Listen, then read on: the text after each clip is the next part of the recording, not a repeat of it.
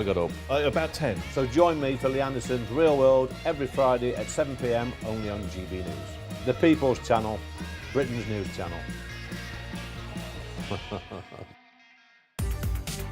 From the school run to the home run, watch a new show for all of Britain. So he can say whatever he wants. A straight-talking show where all voices are heard. And, you know, when are we going to stop talking about smashing the gangs and actually do it? With the stories that matter from every part of our country. There's a bit of a crash landing there for your Chancellor. Bold, fearless and standing up for you. That's me, Martin Daubney, 3 p.m. till 6 p.m, weekdays, here only on GB News. The People's Channel, Britain's news channel. In the GB Newsroom, we bring you the news as it happens. With our team of dedicated journalists across the UK. We're ready to keep you up to date with what's happening every half an hour, every single day. Bulletins here on GB News. The People's Channel. Britain's news channel. I'm Bev Turner. Thank you for joining us on GB News, the People's Channel, Britain's news channel.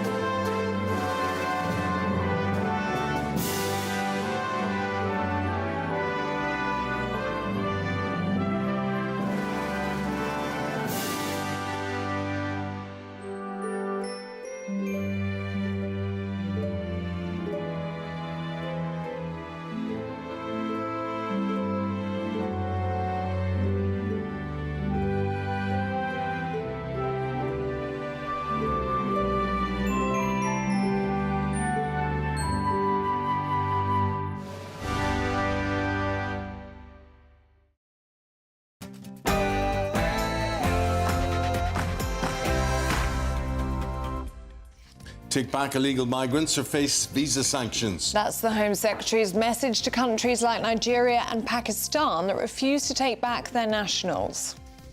But is this the tough hand Britain's been lacking or just another gimmick? The race to find Labour's next deputy leader begins. Who might put their hat in the ring? We'll be finding out just that this morning.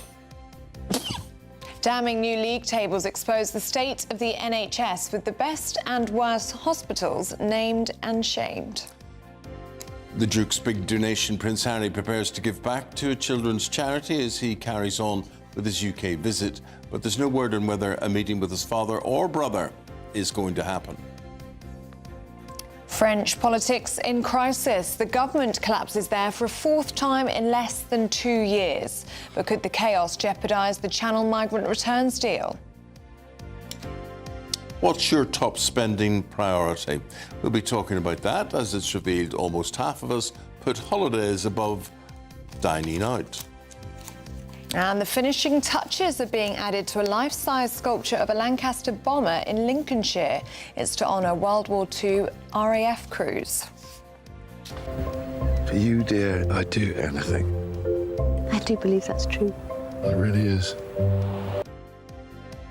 And as a new TV series, The Roses, highlights the changing role of men, we're asking, should there be more stay-at-home dads? And sport this morning, Nottingham Forest have sacked their manager Nuno Espirito Santo after leading them to Europe last season.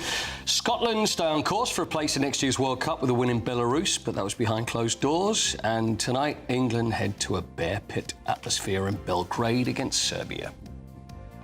It's going to be a fine day for many of us, but not everywhere, with some heavy, thundery rain pushing into parts of the southwest. I'll have the details coming up, so stick around. Hello there, very good morning to you on this Tuesday morning. I'm Eamonn Holmes. I'm Ellie Costello, and this is GB News Breakfast.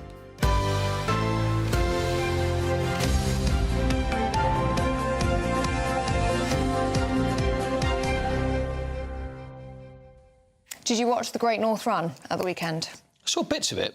I actually watched it, you know. Did you? And you know I'm not sporty. But it was on the telly, and I just find it quite fascinating to watch, just how fast they can go. Anyway, not so great was the medals. It's in the papers. Have you seen about this? Yeah, the organisers have had to apologise because on the medal that you receive after you finish the Great North Run is a map of Sunderland, which is lovely, but the race is actually run in Newcastle. So they've used the wrong map. It's ridiculous that something so basic has been able to happen, such a mistake. I mean, the difference between a Mackem and a Geordie. Yeah. It's not good, is it? 60,000 medals. You know why they call them Mackems? You know what? I don't know why they call them Mackems. Well, you got you there, didn't you? Well, no, I'm just be interested. I didn't know it was a game. I'm just interested to know. Because they were deemed to make ships. So right. Mackem. What's the Mackem part then? Make it. Oh. Well, I never. Yeah. I like that. That's a fun fact. That was it. It was a fun fact. Yeah. Very good. Do you know why they're called Geordies? Why? Well, that's not very good, is it? I thought if you know what the Mackems are, we're coming here again.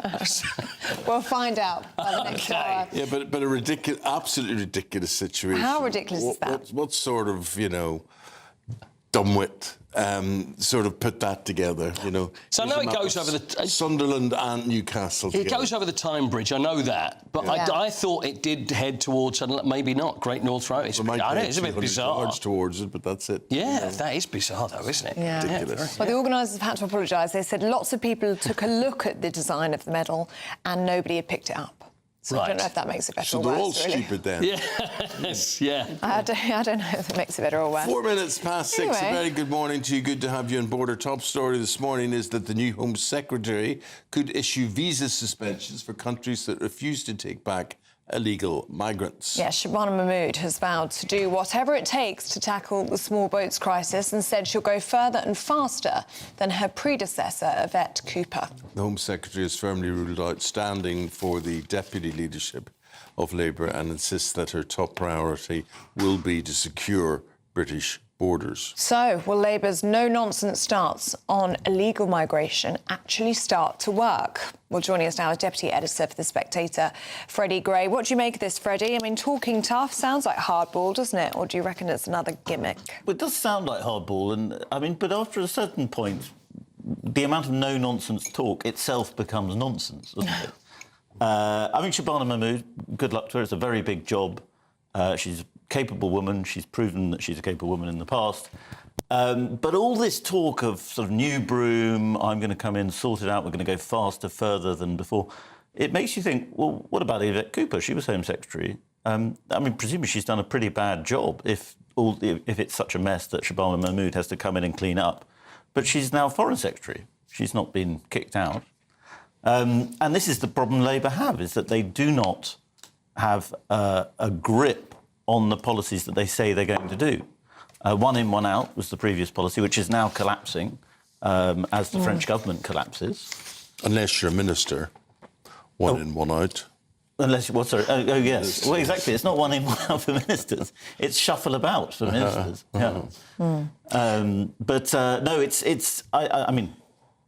As you say, you have to give someone a chance when they start a new job, and everybody should give Shabana Mahmood a chance. And it's not a bad idea to restrict. It's not a bad start to restrict countries. But then the front page of The Times this morning quotes some immigration experts who say this is likely to antagonise countries that Britain relies on for trade and economic growth, such as India. Well, that's certainly true, but it's also the case that we need to antagonise these countries. If they're not willing to play ball on immigration, we need to say, no, we're not going to deal with you. Who the heck do India think they are? Actually, they head off to this Eastern summit between Russia and Korea and China and whatever, and they say, we're your pal, we're taking sides over here, but we'll take whatever we can. We'll take visas from Britain, we'll take grants from Britain, we'll take foreign aid from Britain. Who the heck do they think they are? Well, they're the most populous country in the world, and that's why they think they can push their weight around. And Modi's much more pushy a leader than previous Indian leaders. But the American government takes exactly the attitude you do there, which is, hang on a second, India, you're either our friend or you're Russia and China's friend. Yeah. And it's interesting yesterday that Mahmood met Kirsty Noem, who is the Department of Homeland Security chief, so they're going to be talking about visa restrictions in America. America, of course, is actually succeeding in closing the border. Whatever you think of Trump, he has promised that he would close the border. How is he doing that, Freddie? A lot of very brutal action on the border. being very tough on it. But then a bit of deportation. You were talking about Yvette Cooper and the job she did. Was the problem with Yvette Cooper that whether she was tough or not, she wasn't seen to be tough? Yeah, I think possibly, yeah. I mean, I think the one-in, one-out scheme was, it sounded like a disaster from the start. It proved to be. I don't think she had that kind of toughness that Labour people say Shabana Mahmood has. And I think there is also a kind of politically correct thinking going on there, thinking Shabana Mahmood, as an Asian woman, as a Muslim, will be able to take these firm stands that Yvette Cooper couldn't. But that's very Labour thinking about the problem, a very sort of politically correct way of looking at it. And another reason why President Trump has been so successful is, of course, he's not signed up to the ECHR, which we are. But Shabana Mahmood talking yesterday, saying that she would come forward with changes to the ECHR. Does that give you hope that we may see progress? Well, we've tried a lot over the years since David Cameron onwards, and it's the the Tony Blair wing of the Labour Party, I think that now they can adapt ECHR, but nobody succeeded in doing that so far. So I think the rhetoric should be from Britain: we're going to pull out unless it changes, not just we think we can achieve changes. Where do you think the rhetoric should be, and where do you think we can achieve changes? Get in touch, have your say on this one. Freddie will be back after 7 o'clock with more opinions, and you can counter him or agree with him, whatever way you want, but there you are, just have your say.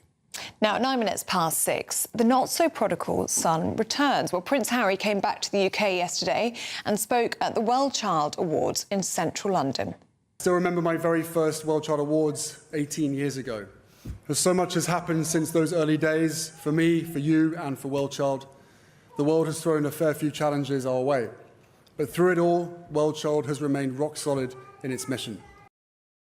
Later on today, the Duke of Sussex is expected to make an informal visit to children in need, but will he meet with his father during the 4-day trip? No word on that yet. Well, royal commentator Kinsey Schofield joins us now. Morning to you, Kinsey. What did you make of day one of this trip to the UK? Because I thought it was really a sign of the old Harry that we used to know and love. He stopped at Windsor, paid tribute to his late grandmother, and then was just wonderful with the children last night. What did you think?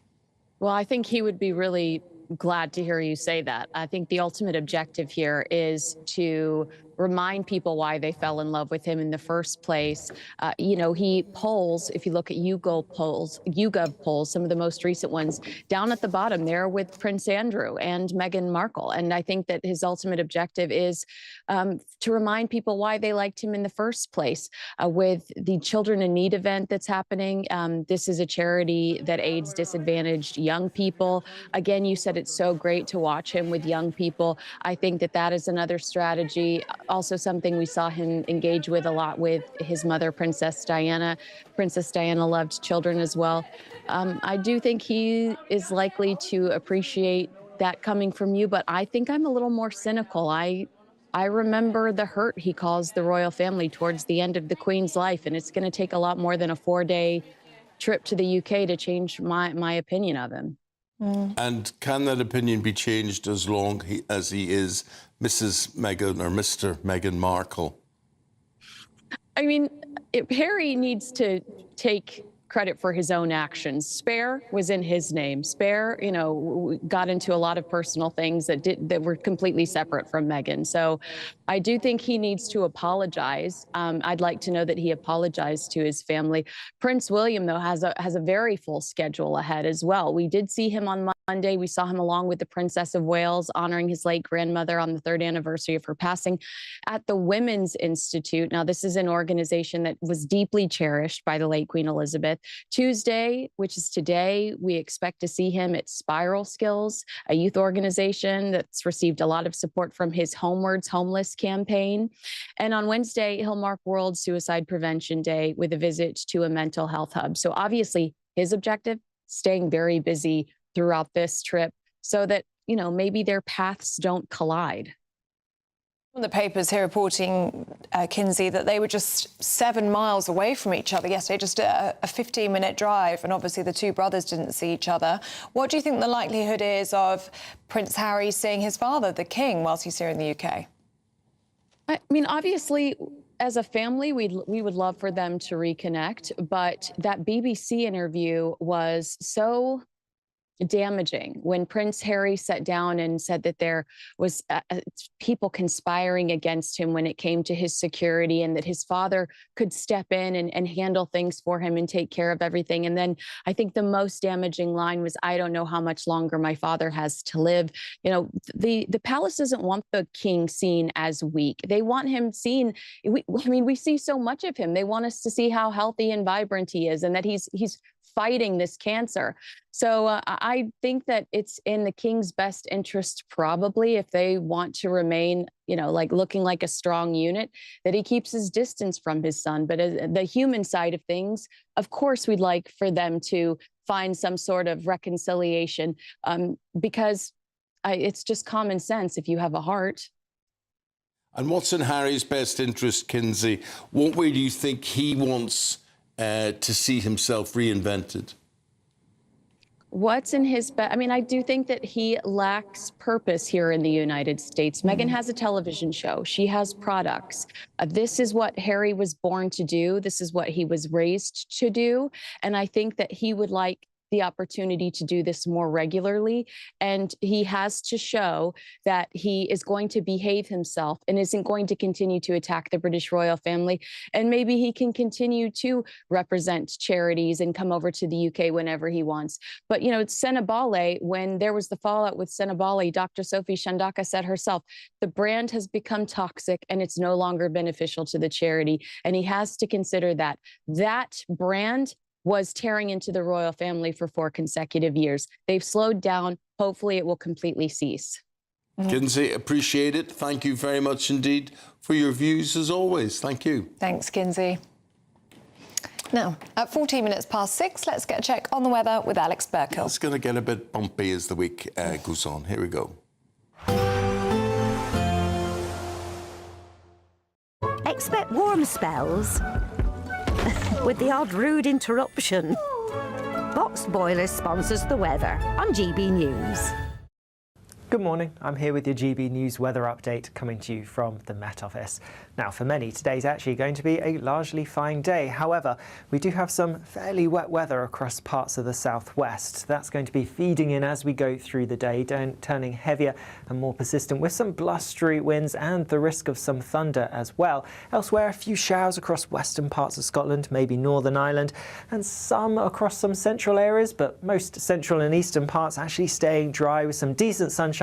And in that sunshine, temperatures rising into the low 20s, so feeling pleasantly warm for many of us. Then, as we go through into this evening, still some heavy bursts of perhaps thundery rain across the southwest, and here it could turn quite persistent for a time as we go through the evening, and all the time we need to watch out for those blustery winds. A drier end to the day across more parts of the southeast, and actually across the rest of the UK really it's looking largely fine, albeit just a few showers continuing across parts of Northern Ireland, maybe the Western Isles, and 1 or 2 other showers could just about break out across parts of Scotland. Then, as we go overnight, many places starting the night with a lot of dry, clear weather around, so it could turn a little fresh, maybe even a little chilly for a little while before cloud and outbreaks of showery rain become a bit more widespread. So most places turning a bit cloudier as we head towards dawn tomorrow morning. As a result, after a bit of a fresh start to the night for some, temperatures should start to creep up a little bit, so they're not likely to drop especially low through tonight. Then tomorrow, yes, it's a cloudier start to the day than it was this morning, but it is also going to be generally a wetter picture for many of us. Outbreaks of showery rain through the morning, becoming heavier, more persistent across western parts as we go into the afternoon. Highest rainfall totals likely to be building up across some southern parts of Scotland, where we could see around 50 millimetres perhaps in some places. With the cloud, the rain and the strong winds, it is going to feel cooler than today. Expect warm spells with the odd rude interruption.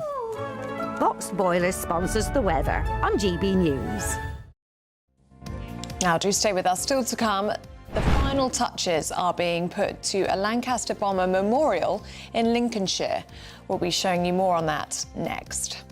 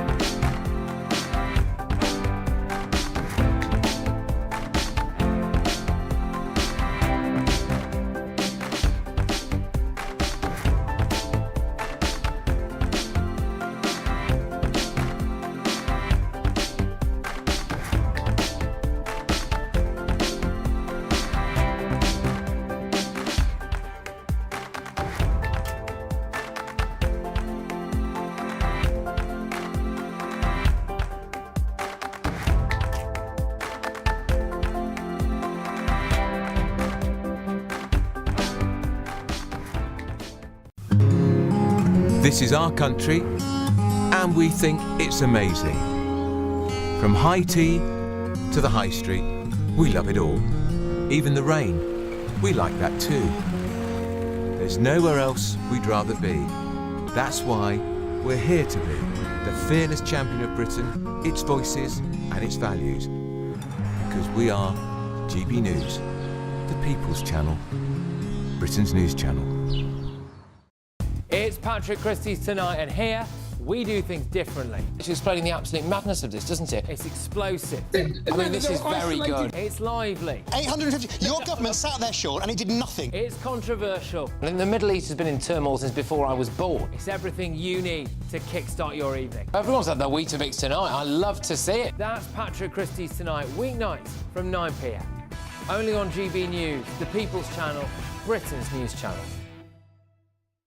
Hi, I'm Michelle Dewberry, and my show is your opportunity to cut through all the noise and dive in headfirst to some robust debates. Ideas clash. Situation, isn't it? No, Because the failure is... You're deliberately avoiding my point. Nothing's held back. And if you think this is the end of it, wait for more. And we do not shy away from the difficult stuff. Sometimes I want to shake people and say, if only you understood. So join me on Jubes & Co. weeknights at 6 p.m, only on GB News, Britain's news channel.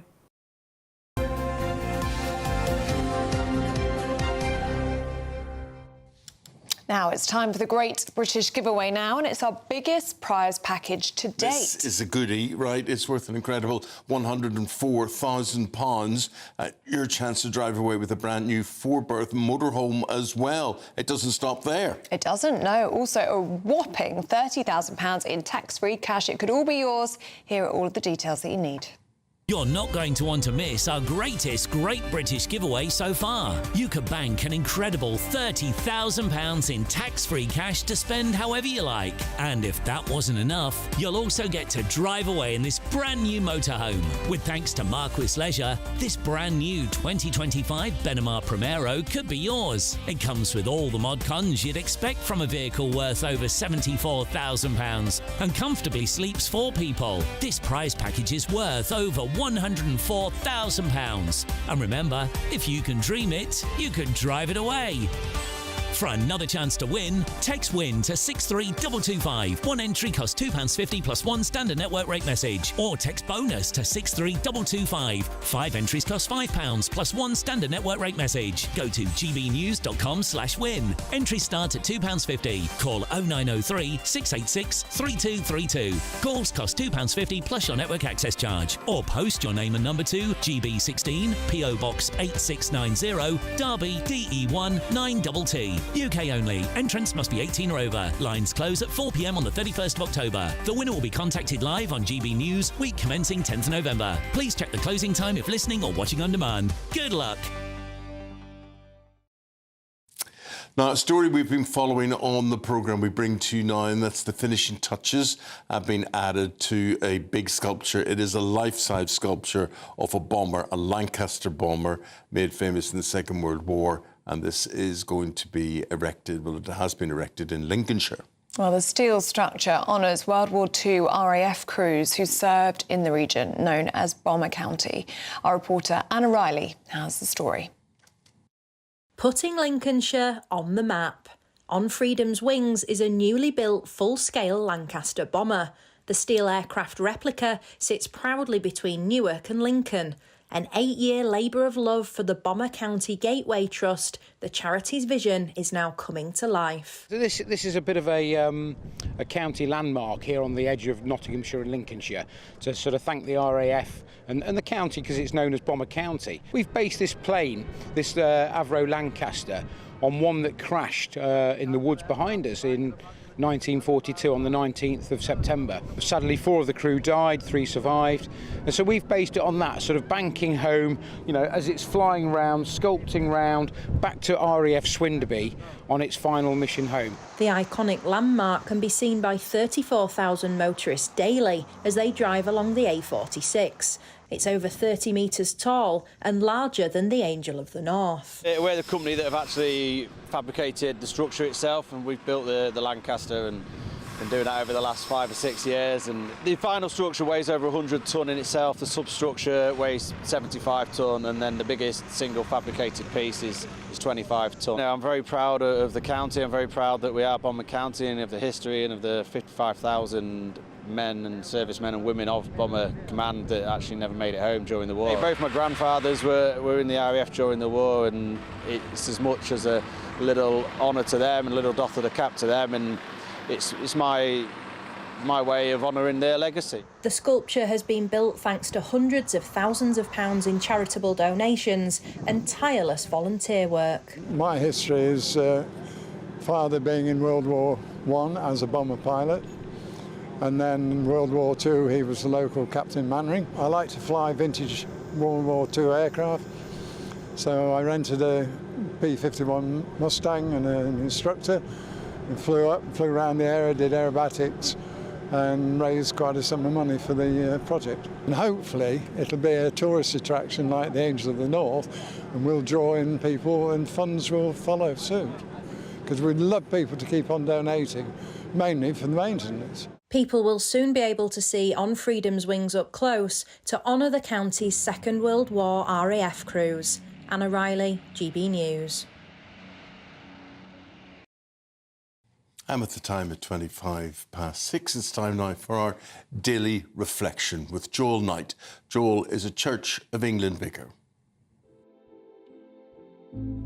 The GB News Daily Reflection. Hello, my name is Joel Knight and I'm a vicar in the Church of England. It's such a relief when people get it. When someone can say, I went through this too. I know exactly how you feel. When friends can offer the listening ear of someone who understands, the gentle advice of someone who's been there. But when it comes to God, it'd be easy to think he doesn't understand. God, if he exists, is withdrawn, far off, aloof, distant from the messiness of this world. Easy to expect Jesus to float through the world with a halo around his head, hovering over the messy, complex sadness of life in this veil of tears. But the Jesus of the Bible is so different. One time he encounters a man he can't hear and can't speak. He draws near to human pain by reaching out toward it. In gentle compassion, Jesus places his own fingers into ears that cannot hear the laugh of a baby, or the rustle of leaves, or the gentle lapping tide onto the rocky beach. In tender care, Jesus places his own fingers onto a tongue that can't form the words, I love you, to one's nearest and dearest. He literally reaches toward human pain. He knows. I wonder what it would be like to know his tender care.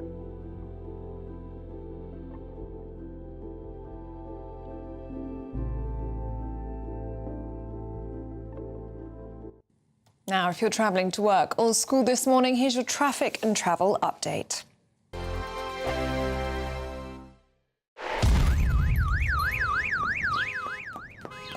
Crash Law 24 sponsors GB News Traffic and Travel Report. Good morning. This is the latest AI travel news from gbnews.com. 3 lanes are restricted eastbound on the M25 between junctions 29 and 28, causing delays. Expect congestion on the M1 northbound exit slip at junction 31. Traffic should clear ahead. In Leicestershire, the A453 northbound has heavy traffic between its junctions with the A6 and the M1. On the M6 northbound, expect congestion between junctions 4 and 6. Additionally, Solihull and Rotherham roads have minor delays. And on the trains, there is disruption on the Merseyrail Northern Line, and buses replace trains between Corkickle and Whitehaven. For more travel news, go to gbnews.com. Crash Law 24 sponsors GB News Traffic and Travel Report.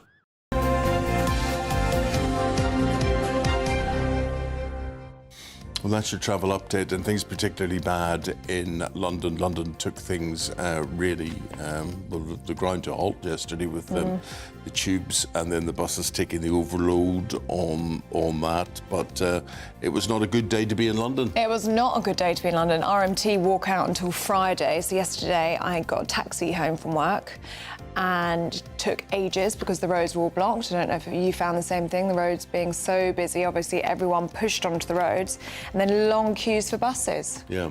London at a standstill. Is it true then taxis recalculate their prices depending on demand? Yeah, surge pricing was happening on the apps, so things like Uber and Bolt. Basically, more demand means the fares increase. So there were taxi journeys that would usually be about £20, over £100 yesterday. Welcome to Rip-Off Britain. There we go. Still to come, could Banksy finally be unmasked as police investigate his latest stunt? It's so boring, isn't it? But I think that's fascinating. Oh, graffiti here, there and everywhere, whatever. But anyway, we'll be discussing that and lots more stories in the paper review coming next. Welcome back to Britain's Newsroom with Andrew and Beth. Hello everyone, Patrick Christie's here. I'm Michelle Juber, Britain's News Channel. Access the stories that matter to you. Take the GB News family with you on any device. And as long as you have an internet connection, tune in to GB News anywhere on the planet or beyond. GB News, the People's Channel, Britain's News Channel. From the school run to the home run, watch a new show for all of Britain. So he can say whatever he wants. A straight-talking show where all voices are heard. And, you know, when are we going to stop talking about smashing the gangs and actually do it? With the stories that matter from every part of our country. There's a bit of a crash landing there for your Chancellor. Bold, fearless and standing up for you. That's me, Martin Daubney, 3 p.m. till 6 p.m, weekdays, here only on GB News. The People's Channel, Britain's news channel. Westminster's full of talk, but out here, it's the real world. Am I allowed to talk No, now? that's it.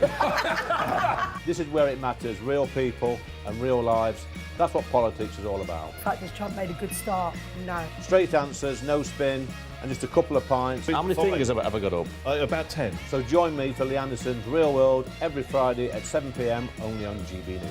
The People's Channel, Britain's news channel. You want to know what's really going on in the corridors of power? Labour don't know what to do with you half the time, and that makes you quite lethal in the chamber. Get behind the headlines with Chopper's Political Podcast. Join me, Christopher Hope, as I sit down with the great and the good of British politics. We'll see where this ruling takes us. These are the stories shaping our nation. Chopper's Political Podcast, available now on all platforms. Listen in and stay ahead. Exciting news. Every Friday, my Patrick Christie's Tonight Show is going to have a twist to it. We're welcoming some special guests. You. That's right, on Fridays I'm going to be doing my show in front of a live studio audience because this show is about you and what you have to say. It's going to be the same big debates, same big topics, same big opinions. But every Friday night at 9 p.m, you are invited to come on down to Patrick Christie's Tonight to be a part of the action. Only on GB News, the People's Channel, Britain's news channel. Hi, I'm Michelle Juber, and my show is your opportunity to cut through all the noise and dive in headfirst to some robust debates. Ideas clash. Situation, no, isn't it? Because the failure is... You're deliberately avoiding my point. Nothing's held back. And if you think this is the end of it, wait for more. And we do not shy away from the difficult stuff. Sometimes I want to shake people and say, if only you understood. So join me on Jubes and Co weeknights at 6 p.m, only on GB News, Britain's news channel.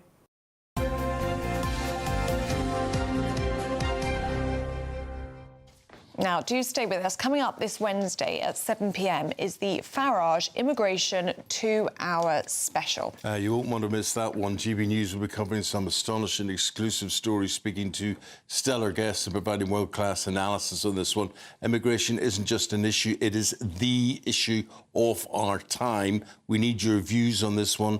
Farage at GB News, farage at gbnews.com, and tune in Wednesday, 7 o'clock for the Farage Immigration 2-hour special, only here on GB News. Now, at 6:33, we're going through the papers this morning in the company of former editor of the Sunday Express, David Wooding, and former Conservative MP, Anna Firth. Morning, you two. Let's start with the Times, shall we, David? And this visa threat to states not taking back their migrants. This is Shabana Mahmood's talking tough. Well, Shabana Mahmood is taken on what is probably the toughest job in government as Home Secretary. In fact, we've had, if I'm right, 11 Home Secretaries in 15 years. It's a graveyard for politicians. And it's an even bigger graveyard now because of the boats crisis and these asylum hotels. And she has been, they moved out the lacklustre Yvette Cooper after a year. And Keir Starmer's put Shabana Mahmood in, who's quite a tough-talking operator. And she said, one of the first measures, that we're going to stop issuing visas to countries who don't do a returns deal for illegal migrants when we want to kick them out. These countries are mostly the ones where you get most of these breaking the visa. How would you analyse the Yvette Cooper performance in that job as well? I mean, a very seasoned, experienced politician, but why was she moved? Well, the boats crisis. She was blamed for the boats crisis. I mean, the buck stops at Keir Starmer, obviously, the Prime Minister, but his Home Secretary, she was the woman in there. You didn't really hear that much from her, to be honest. We heard smash the gangs, and it just felt that it was drifting for the past year. And obviously, he knew that this is the issue which will define his premiership. If he doesn't solve the boats crisis, then he's out of office. And what does Shabana Mahmood bring to this? Well, she's a tougher operator. She's done quite well in the Ministry of Justice. She was talking about chemical castration of paedophiles and serious sexual offenders. So she's quite a tough cookie. The problem with this is that, you know, will the Labour rebels allow her to do this? Because in some of the Labour constituencies, they have voters who come from Pakistan, India, Iraq, those sort of backgrounds, which is where the breaking of the visa regulations comes, and they'll be upset that their family members won't be able to come in. So our biggest source of migrants are from India and Pakistan. Now, what stuck in my throat was watching the Indian president line up with the Koreans and the Chinese and the Russians last week at this big summit. Should he not be sent a very firm, strong message?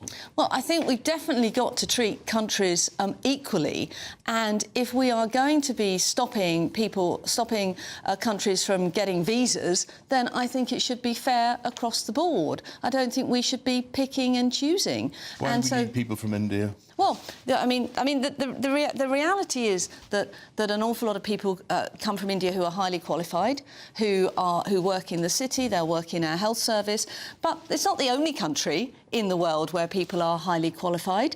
And I think, but coming back to what David was saying, I think Yvette Cooper has actually made Keir Starmer look quite stupid in the last year. Do you remember the conference that he went abroad and did a conference? I think it was in Albania, and announced that we were going to have an offshore processing centre there, copying the Rwanda plan, basically. And then the Prime Minister turned round and said, no, we're not.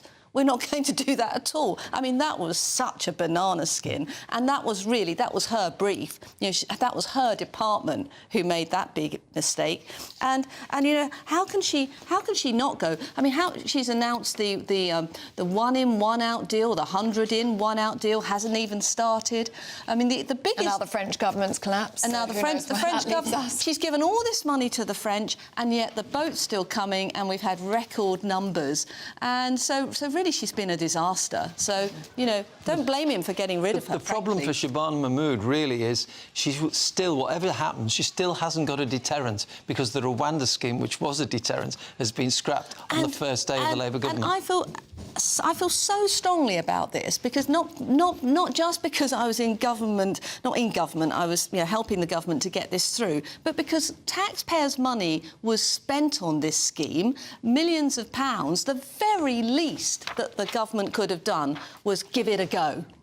It was absolutely illogical on every level to have cancelled it just like that. And we knew it was working. That's the irony. The numbers in 2023 actually did start to go down. You know, we had people coming from Calais to Ireland because they were worried about Rwanda. We had other people in Calais, when they were interviewed, saying they were going to hold back on making the journey because of the Rwanda plan. So that, you know, that was wholly irresponsible of Keir Starmer to cancel that. OK, Anna, David, do stay with us.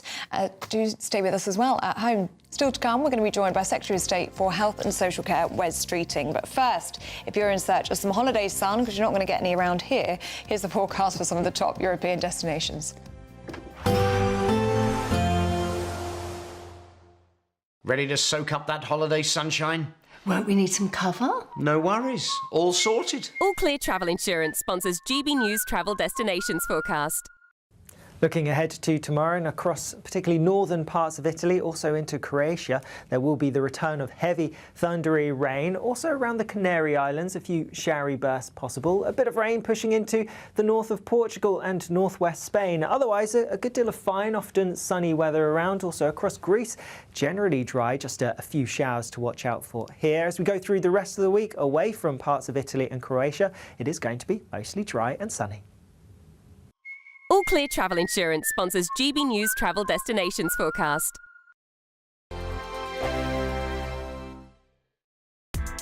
Join me, Nana Akwe, for an informative, interactive news programme with a difference. It's fun. No, he didn't say that, Dave. I'm so surprised. I think there's an element of truth to that. Join me from 3 p.m. every weekend, only on GB News, Britain's news channel. Good afternoon, Britain. Weekdays from midday. Don't come over me with a knife. I'll get sued. OK, right, let's go. OK. Is it going to be a boy or a girl? Let's do it facing. Oh, there we go. Oh. Oh. It is a oh. Hey.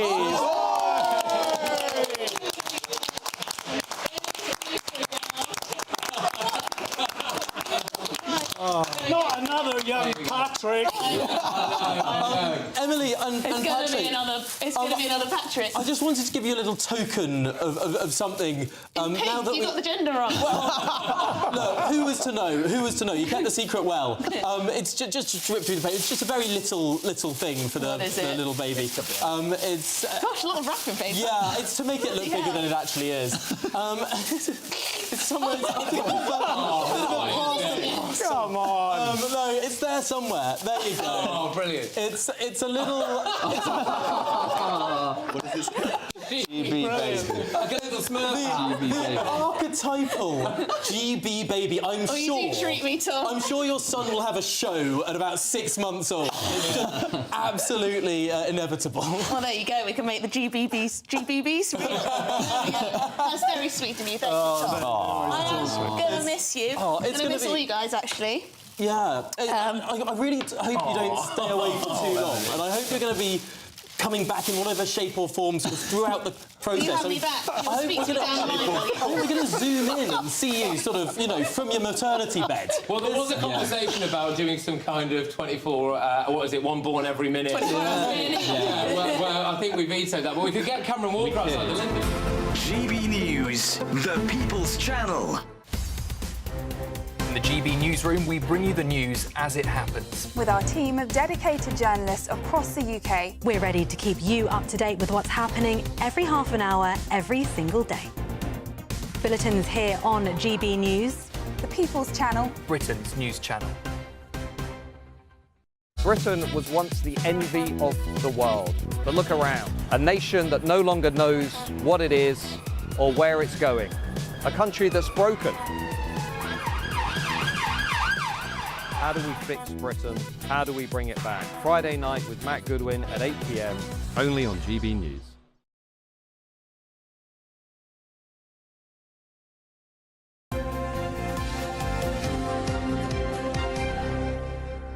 Going through the papers, we're in the company of David Wooding and Anna Firth. And David, the Telegraph, amongst the papers that are highlighting this graffiti that was placed on the Royal Courts of Justice in London last night, and it is reckoned to be a Banksy portrait. Yes, it appeared overnight one morning, and it's a picture of a judge beating a protester with a gavel, which is obviously trying to make a political point. But of course, the Royal Courts of Justice is a magnificent building on the Strand. Absolutely. And of course, it's a court building, and the legal system are not amused by this. And of course, it's not only is it criminal damage, but it's also possibly contempt of court in the fact that it's on the walls of a court. So now a police investigation has been launched. The Banksy picture, which, if it is a Banksy, looks like one, is being covered up, which is desecration of art, you could argue. And the police are investigating. Of course, if they catch him, as they probably will, because why don't they just put a hose on it? Why? I don't understand this adulation of this man.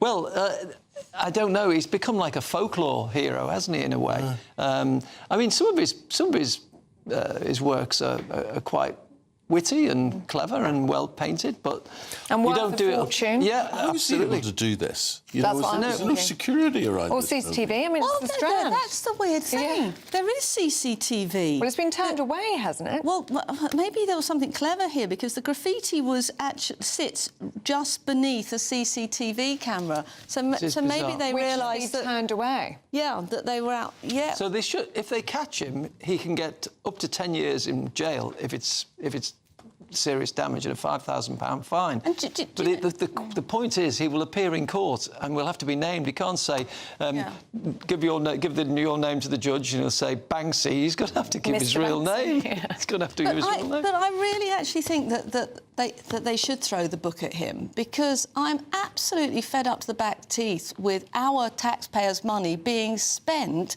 having to clean off buildings that people have these, yobs, frankly, have defaced. I think we've got to stop this happening. It's happening everywhere. We had it with the Stop Oil protests. We had it with Angela Rayner's flat. Whatever you think of her dodging stamp duty, and also I think it's appalling. I don't condone people taking matters into their own hands and defacing, private property and public buildings. You're a fan, though. You would keep it. Well, I quite like the Banksy art. Well, not particularly this one, but the other Banksy artworks. And if I had one myself, I'd definitely keep it and probably sell it then, because they're worth a fortune, aren't they? Surely you're used to murals coming from Northern Ireland, Eamonn? Graffiti. Maybe that's why I don't like it. Maybe. Yeah. Murals everywhere. I just don't get it. But, I mean, we have tours operating, say, in Belfast and Derry and whatever it is, going round all these, what were, I've done that. Prepared for peace, ready for war type murals and things. And they're very political and they're very violent orientated, but they have now become part of the troubles and the history of the whole conflict and whatever. And people can see an appreciation with what was just regarded as graffiti, I suppose, beforehand. In my hometown, Liverpool, they do murals of football near Anfield. And when Diogo Jota died recently, within about a week, one had gone up on the side of a house. It's quite magnificent, yeah. And they're quite artistic, some of them. They're done by professionals. And with permission. Yes, with permission. But what I don't like about this is our legal system is still the envy of the world. It's a great institution, and that building, obviously I used to practice in that building for over a decade. It is the most beautiful Gothic building, and I think to be depicting our judges in this way, it's quite being political. It's political, but it's also depicting our judges as sort of being criminals. I mean, that judge is assaulting somebody. It's unacceptable. I think that should be taken off straight away. I'm amazed that we. Well, it's been covered up, hasn't it? And there's now 2 security guards actually guarding this. There is a limit. I mean, you don't do it on the Royal Courts of Justice. But what next? St Paul's Cathedral or historic Buckingham buildings. Palace, Yeah, or... it gets a bit silly. At the High Court of Parliament will be next. You know, people will be climbing over the railings and defacing Parliament. Well, it's the thin end of the wedge. In fact, it's probably, you know, the thick end of the wedge already. OK, from getting rid of Banksy to encouraging Bagpuss, classic children's TV character, is making a comeback in a new live-action animated feature film. Anna, tell us more. So some of us are old enough to remember Bagpuss, who was a sort of a rather friendly, lovely, pink and white, big cat, cuddly cat.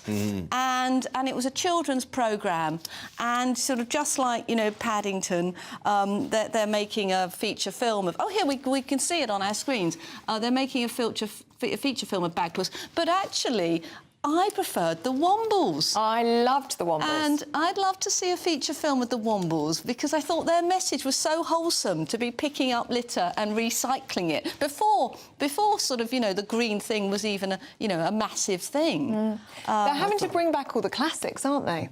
Bill and Ben, the Flower Pot Men. That would be a good one as well. Bop-bop-de-bop-wee. And Rosie and Jim.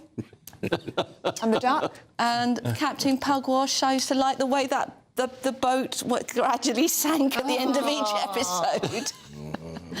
I remember wholesome stuff back in those days, wasn't it? Well, Thomas the Tank Engine and the Fat Controller, which you probably can't say these days. No, you probably couldn't.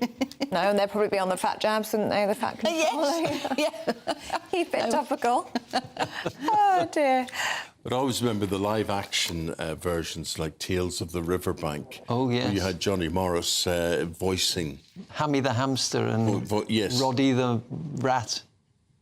Roland Rat. Roddy the Rat, Roland Rat. But, you know, we all loved Blue Peter, though, didn't we, as well? Yeah.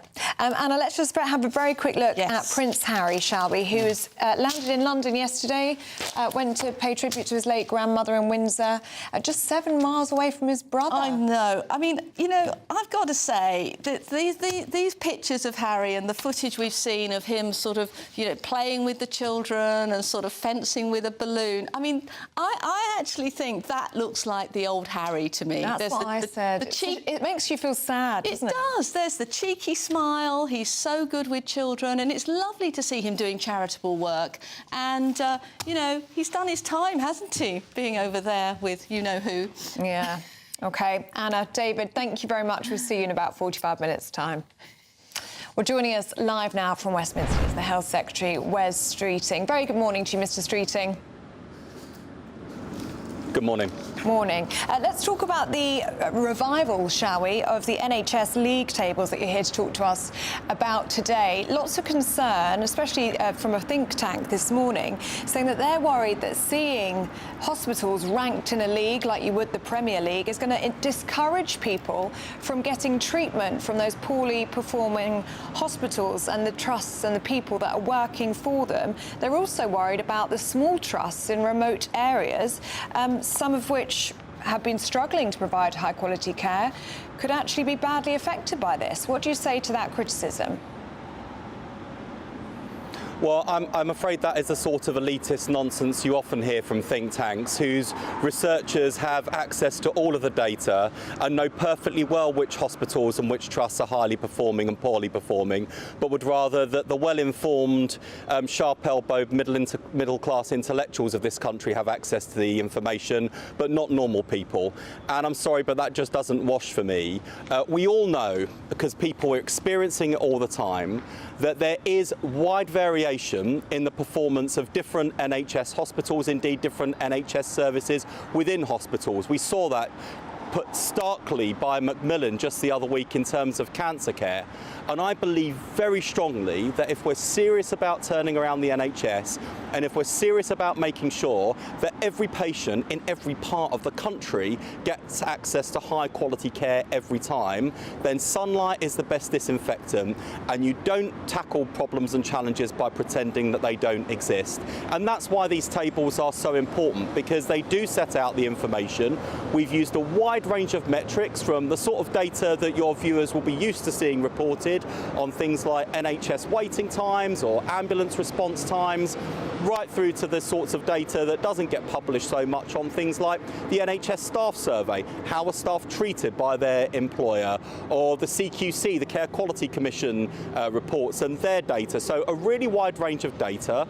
There is a variation in performance, and of course, and this is where some of the complexity comes in, and I take some of the think tank's challenges, in some of the best performing hospitals in the league tables, there'll be people who look at those league tables and go, well, that's a bit of a laugh, I had a bad service there the other week. Similarly, at the bottom of the table, there'll be some people thinking, I'm surprised my hospital's down there because I had a really good experience recently.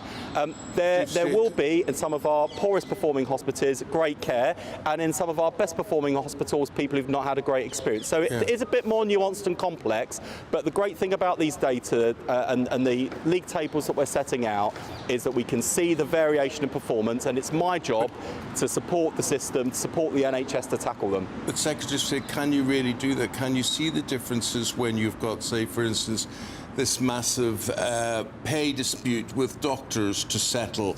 If that's not going to be included in these league tables, how can they be accurate?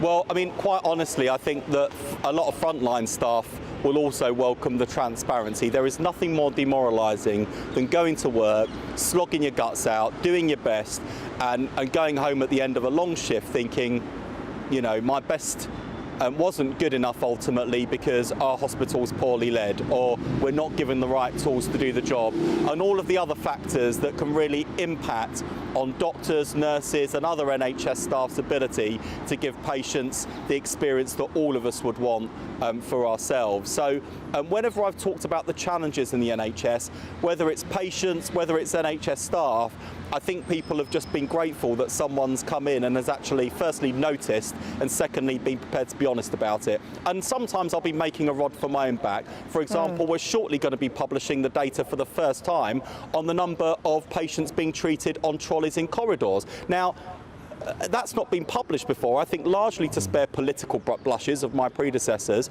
and to spare the blushes of NHS leaders. That approach isn't the right one. I think sunlight is the best disinfectant. If we are measuring the problem, we can measure progress against the problem, and your viewers can hold me to account for results. OK, Mr Streeting, can I ask you about our top story this morning, which is about the new Home Secretary, Shabana Mahmood, playing hardball, it sounds like at least. She's going to tell people like Indians, Pakistanis, Nigerians that they will face visa restrictions if their countries refuse or delay efforts to take back illegal migrants from the UK. Some criticism of this plan, immigration experts saying this is likely to antagonise countries that Britain relies on for trade and economic growth, like India. What do you make of this plan? I think it reflects the Home Secretary's determination to grip this problem and to secure our borders. And I'm afraid we do have to take a tougher line on this. We have seen a whole range of approaches taken by our predecessors that simply haven't worked, haven't been effective enough, and it's led to people losing confidence in the immigration system. And when I say losing confidence, of course we've had the high-profile issue of the boats, but also people need to have confidence that the legal system, the visa system, is also working as well. Shabana Mahmood is hard as nails, and whether it is tackling disorder and lawlessness on our streets or tackling the insecurity at our borders, you can expect a tough and effective approach from this Home Secretary. Mr Streeting, thank you very much for your time. Thank you.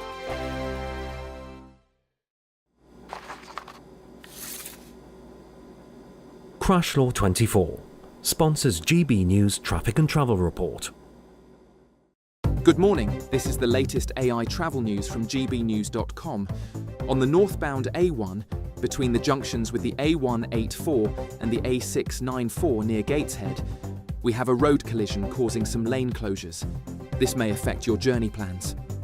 Meanwhile, on the M25 anti-clockwise in Thurrock, between junction 30 and junction 29, there are about 10 minutes of delays due to congestion. Traffic is expected to ease shortly. And on the trains, Merseyrail Northern Line services are facing disruptions. For those travelling between Corkicle and Whitehaven, Northern buses are replacing trains. We advise passengers to plan accordingly and check for updates. For more travel news, go to gbnews.com. Crash Law 24 sponsors GB News Traffic and Travel Report.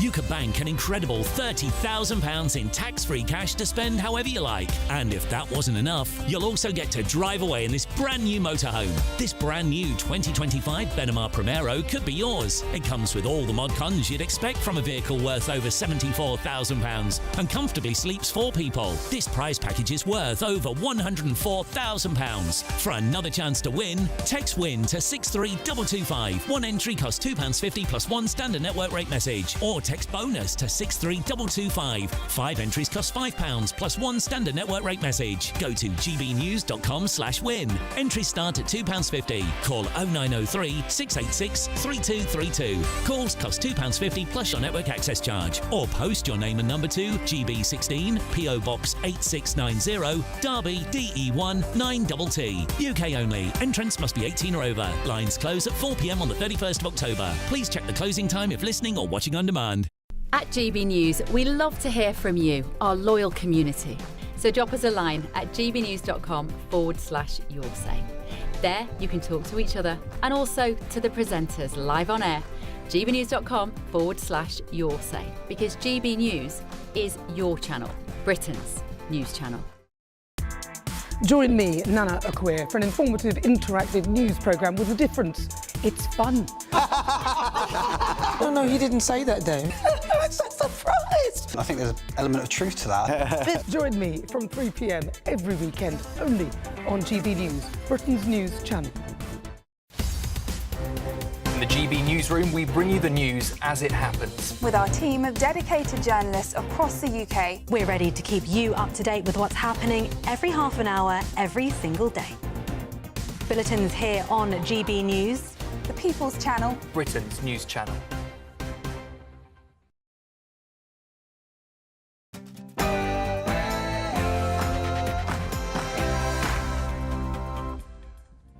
Good morning. Take back illegal migrants or face visa sanctions. Well, that's the Home Secretary's message to countries like Nigeria and Pakistan. They refuse to take back their nationals. But is this the tough hand that Britain's been lacking, or is it just another gimmick? The race to find Labour's next deputy leader begins. Who might put their hat in the ring? Will we finding out just that? Damning new league tables expose the state of the NHS, with the best and worst hospitals named and shamed. The Duke's big donation, Prince Harry, prepares to give back to children in need as he carries on with his UK visit. But there's no word on whether a meeting with his father or his brother will be on the cards. French politics in crisis. The government collapses for a 4th time in less than 2 years. But could the chaos jeopardise the Channel migrant returns deal? And what's your spending priorities when, is it a car? Is it clothes? Redecorating the house? Is it putting a conservatory on the house? Is it clothes, as you say? Well, we'll be talking about that as it's revealed that almost half of us put holidays above all those things. The finishing touches are being added to a life-size sculpture of a Lancaster bomber in Lincolnshire. It's to honour World War II RAF crews. For you, dear, I'd do anything. I do believe that's true. It really is. And as a new TV series, The Roses, highlights the changing role of men. We're asking, should there be more stay-at-home dads? And in sport this morning, it looks like Nuno Espirito Santo is going to spend a lot more time at home. Nottingham Forest have fired him after leading him into Europe last season. Scotland stay on course for a place in next year's World Cup with a win in Belarus behind closed doors. And tonight, England head to a bear pit atmosphere in Belgrade against Serbia. It's going to be a fine day for many of us, but not everywhere, with some heavy, thundery rain pushing into parts of the southwest. I'll have the details coming up, so stick around. This Tuesday morning, very good to see you. I'm Eamonn Holmes. I'm Ellie Costello, and this is GB News Breakfast.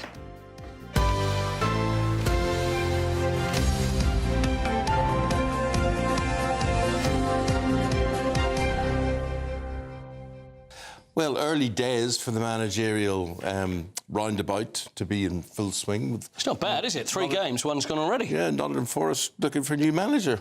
Nuno Espirito Santo. It was always on the cards this was going to happen because he had a falling out with Marinakis, the owner. I wonder whether the next manager will be Ange Postecoglou at Nottingham Forest. Because there's the Greek link with Marinakis, but they play in a different... I don't know whether it's going to work. You know, these owners, he's got the money. He wants the team to play in a certain way, and is Postecoglou going to provide that certain way? Well, I think that certain way is the way that Postecoglou plays, which is not the way that Nuno plays, but the way that Nuno's done it has provided success. Yes, yeah. So what do you do? Do you go with the success, and if it's a bit defensive, or do you go for the all-out entertainment, excitement, and all that sort of thing? Work. Yeah, don't know whether it's going to work. Well, we hear Ratcliffe, the owner of Manchester United, or one of the owners, he's going to pull out all his money that he's invested in energy in the UK and reinvest it in the USA. Yeah. So whether that will affect Manchester United or not, we're not really sure. Yeah, and then you've got Spurs. Daniel Levy's left Tottenham. Yes. And the whole management... Is Tottenham up for sale?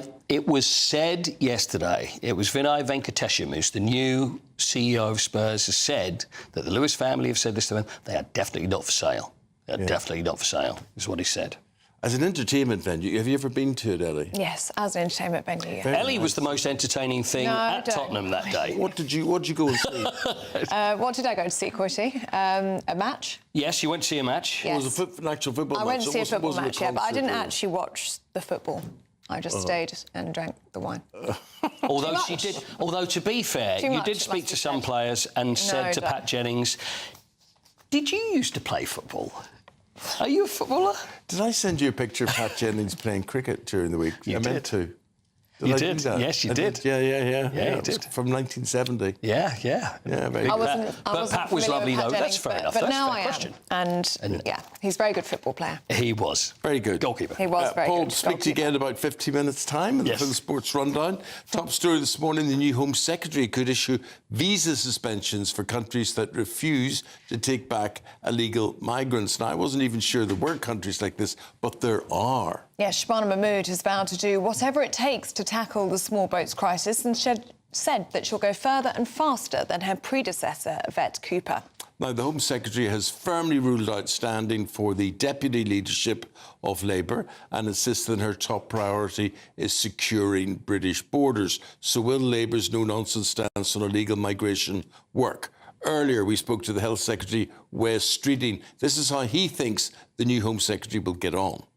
Shabana Mahmood is hard as nails, and whether it is tackling disorder and lawlessness on our streets or tackling the insecurity at our borders, you can expect a tough and effective approach from this Home Secretary. Well, full confidence there from Wes Streeting. Joining us now is Deputy Editor of The Spectator, Freddie Gray. What do you make of it, Freddie? Well, I thought it was interesting, Wes Streeting saying we've tried lots of things and they haven't worked. I mean, have they tried lots of things or have they announced lots of things? I think there's a difference. And again, we have another announcement. We have a new Home Secretary, another announcement about getting tough on immigration. And in fairness, you have to say to Shabana Mahmood, let's give you a chance. But we've just heard it so many times from this government and the last government that they're going to do something drastic that's going to change immigration, and it doesn't happen. So I'm full of doubts. And big concern now about the situation in France and what that means for the one-in, one-out deal. I think the one-in, one-out deal's probably sunk now with the French government. And it was sunk, really, when That's it was not going to announced. make any difference to anybody, is it? It didn't really exist. No. It's like something in a forest falling over. And it was always... it was such bad comms to begin with. When a policy is only being done because it's a good announcement, you'd like the announcement to be good, but it wasn't. Yeah. It was a disaster. And the other irony to this is given how bad Yvette Cooper was as Home Secretary, you'd think she'd be shunned out into the hinterlands of the Labour Party. But no, she's Foreign Secretary. Yeah, still in the top 4 jobs. So they just shuffle around from disaster to disaster. And that really is the story of British politics in the last 2 days. But was she a disaster, and in what ways would she have been a disaster? What way are we judging the new Home Secretary against her? Well, I'm probably being a little unfair. The Home Office is an extremely difficult job. Lots of people have struggled with it. The only person who could hold it for any significant amount of time was Theresa May. And some people think she was a real disaster because she was in the job for so long. So I remember interviewing Theresa May and talking to her about riots in North London, and she was saying, and I was saying, are you going to use water cannon? And she said, we don't police that way in the United Kingdom. We don't use water cannon in the United Kingdom, Eamonn, I'm afraid. I said, well, funny enough, I was standing in Belfast yesterday and there were 6 of them around me being used. I think she forgot that Northern Ireland was part of the UK at that particular stage. Yes, well, quite. Yeah, that's very like her. Boris Johnson was very keen on water cannon. Do you remember that? He's in trouble today. He's front page of The Guardian. You've seen this story. So apparently he's traded contacts that he had made whilst in the job for business deals as if who knew that Boris Johnson was a little bit shady? I think it will probably slide off him, but it may affect his comeback chances. There are still people in the Tory party who dream of the day Boris is going to make a comeback. Do you think he'd like to come back? I think he would, but I think he's probably making too much money outside of politics for now. Yeah. And I mean, there are so many obstacles. Nadine Dorries going to reform. Yeah, but you couldn't see Boris going to reform. No, they wouldn't. I don't think reform would happen. Take him. But Nadine Dorries would take him, and I think Nigel Farage has landed himself a bit of trouble with Nadine Dorries because she's going to be such a Boris fan. Yes. And she's going to keep mentioning the Boris Trojan horse as entered the Reform Party. Yeah, It'll be very interesting to see. Could we see a deal then with Nadine Dorries and Reform, potentially Boris coming back to the Tories? Could we see a deal, a merger between not Reform at the and moment, Tories? because Reform just despise the Tory party so much, and the Conservatives, and all their voters hate Well, they despise them so much, and then they're taking the likes of Nadine Dorries, taking Jake Berry. They are, yeah. Well, they need the experience. They need experienced candidates. But I think they are trying to come up with their own candidates as much as possible because they don't want to just be the kind of the detritus of the Tory party, the offcuts. But I mean, I think it's impossible to see for now. But the realities of politics near a general election might mean something else happens. Mm-hmm. Just here, there's a lot of comments about things you talked about earlier on, and. Basically, there's a number of people asking the question, Graham being one of them.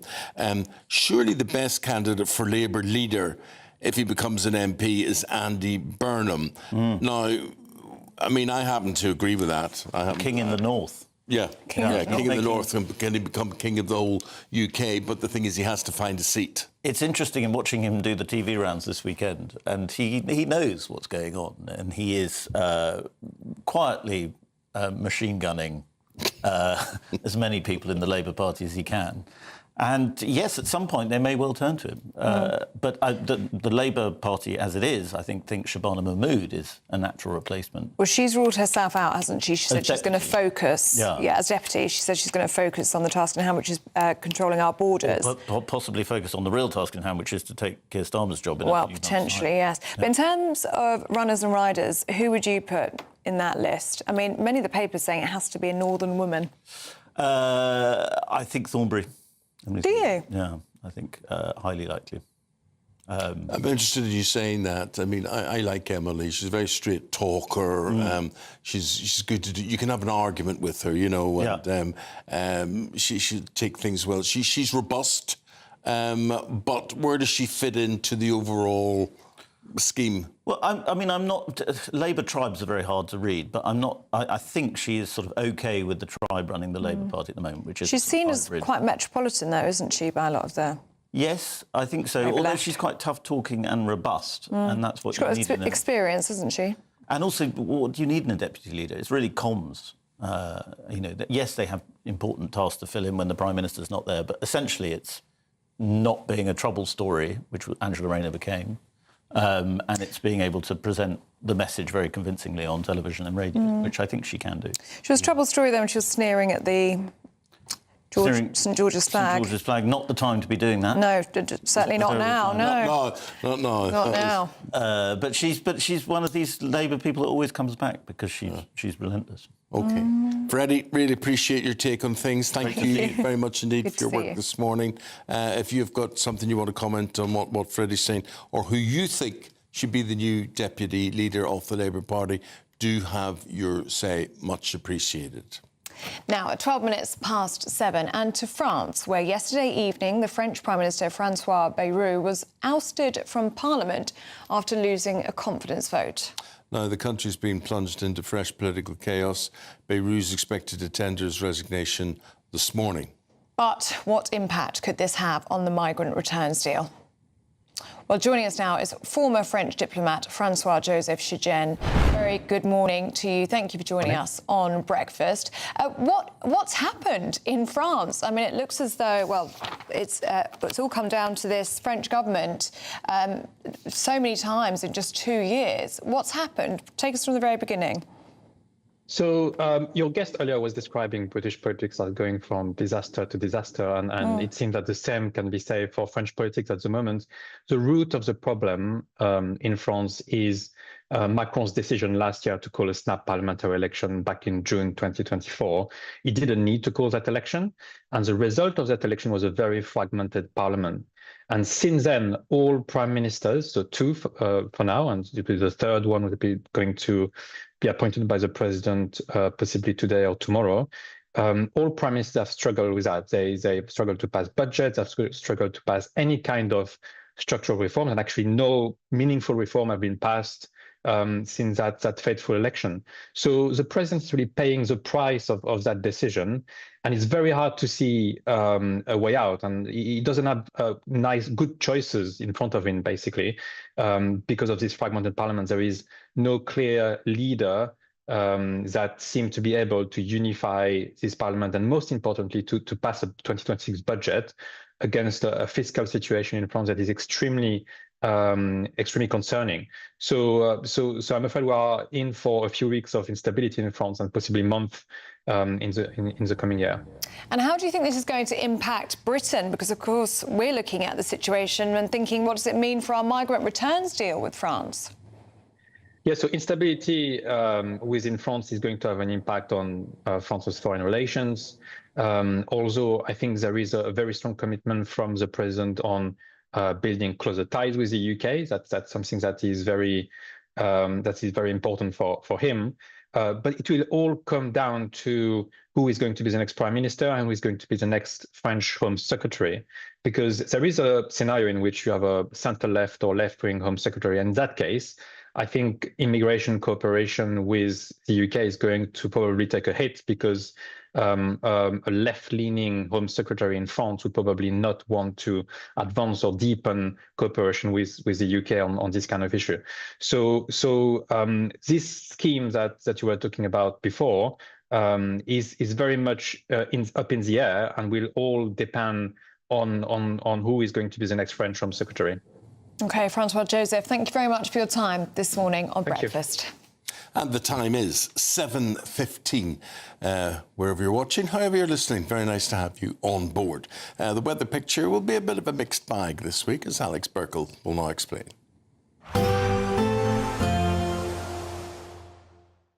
Expect warm spells with the odd rude interruption. Box Boilers sponsors the weather on GB News. Good morning, I'm here with your GB News weather update, coming to you from the Met Office. Now, for many, today's actually going to be a largely fine day. However, we do have some fairly wet weather across parts of the southwest. That's going to be feeding in as we go through the day, turning heavier and more persistent, with some blustery winds and the risk of some thunder as well. Elsewhere, a few showers across western parts of Scotland, maybe Northern Ireland, and some across some central areas, but most central and eastern parts actually staying dry with some decent sunshine. And in that sunshine, temperatures rising into the low 20s, so feeling pleasantly warm for many of us. Then, as we go through into this evening, still some heavy bursts of perhaps thundery rain across the southwest, and here it could turn quite persistent for a time as we go through the evening, and all the time we need to watch out for those blustery winds. A drier end to the day across more parts of the southeast, and actually across the rest of the UK really it's looking largely fine, albeit just a few showers continuing across parts of Northern Ireland, maybe the Western Isles, and 1 or 2 other showers could just about break out across parts of Scotland. Then, as we go overnight, many places starting the night with a lot of dry, clear weather around, so it could turn a little fresh, maybe even a little chilly for a little while before cloud and outbreaks of showery rain become a bit more widespread. So most places turning a bit cloudier as we head towards dawn tomorrow morning. As a result, after a bit of a fresh start to the night for some, temperatures should start to creep up a little bit, so they're not likely to drop especially low through tonight. Then tomorrow, yes, it's a cloudier start to the day than it was this morning, but it is also going to be generally a wetter picture for many of us. Outbreaks of showery rain through the morning, becoming heavier, more persistent across western parts as we go into the afternoon. Highest rainfall totals likely to be building up across some southern parts of Scotland, where we could see around 50 millimetres perhaps in some places. With the cloud, the rain and the strong winds, it is going to feel cooler than today. Expect warm spells with the odd rude interruption. Box Boiler sponsors the weather on GB News. And with that, let's have a look at some other stories coming into the newsroom on this Tuesday morning. Sir Jim Ratcliffe's company, Ineos, has abandoned its UK investment plans over what they call Britain's unstable fiscal regime. I wonder, does that affect Manchester United? The chief executive of Ineos Energy Department said the company will instead invest more time and money in its American operation. It comes after Ineos was forced to shut its Grangemouth oil refinery earlier this year. Heathrow Airport's Terminal 4 has reopened after it was declared safe following what emergency services have called a possible hazardous materials incident. The alarm was raised shortly before 5 p.m. yesterday, with the terminal being evacuated and check-in closed. A new phenomenon in the workplace, it's being called job hugging. Now, job hugging is where staff put security over ambition and say, and it says in jobs they might otherwise leave. It coincides with the fall in confidence in the job market, with economists warning that workers are clinging on to roles as opportunities thin out and competition intensifies.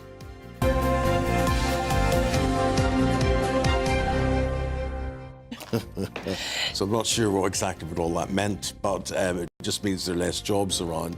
And we were told with AI there'd be more jobs around. Well, no, that AI is threatening to take jobs, isn't it? Definitely. Yeah. Definitely. So people are clinging to the jobs they have, I think, is essentially what they're saying. Okay. Anyway, do stay with us. Still to come.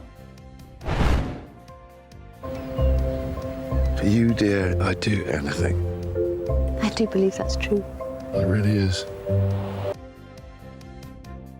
New TV series hitting the box called The Roses, and it's all about the end of a marriage after the man becomes a stay-at-home dad. We're going to be debating next if more men should choose to be house husbands. This is GB News Breakfast with Eamonn and Ellie.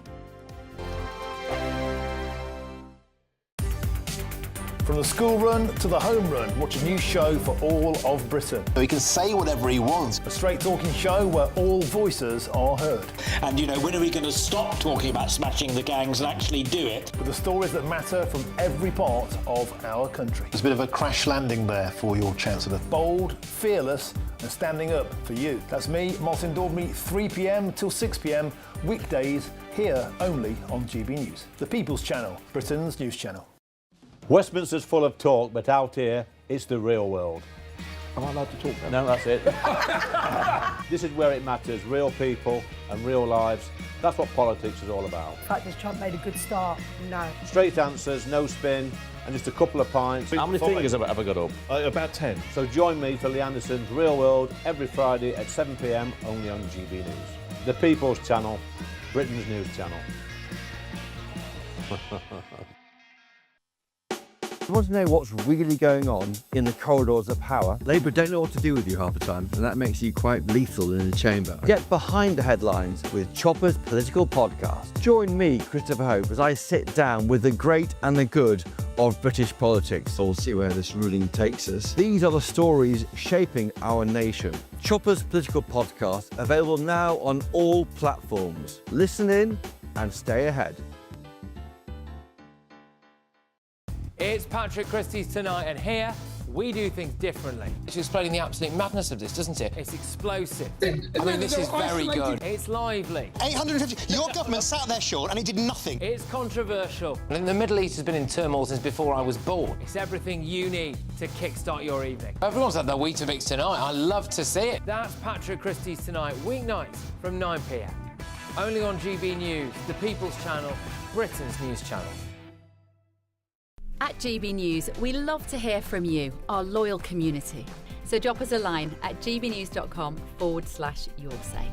There you can talk to each other and also to the presenters live on air. gbnews.com/yoursay, because GB News is your channel, Britain's news channel. Join me, Nana Akwe, for an informative, interactive news programme with a difference. It's fun. No, you didn't say that, though. I'm so surprised. I think there's an element of truth to that. Join me from 3 p.m. every weekend, only on GB News, Britain's news channel. In the GB Newsroom, we bring you the news as it happens. With our team of dedicated journalists across the UK. We're ready to keep you up to date with what's happening every half an hour, every single day. Bulletins here on GB News, the People's Channel, Britain's news channel.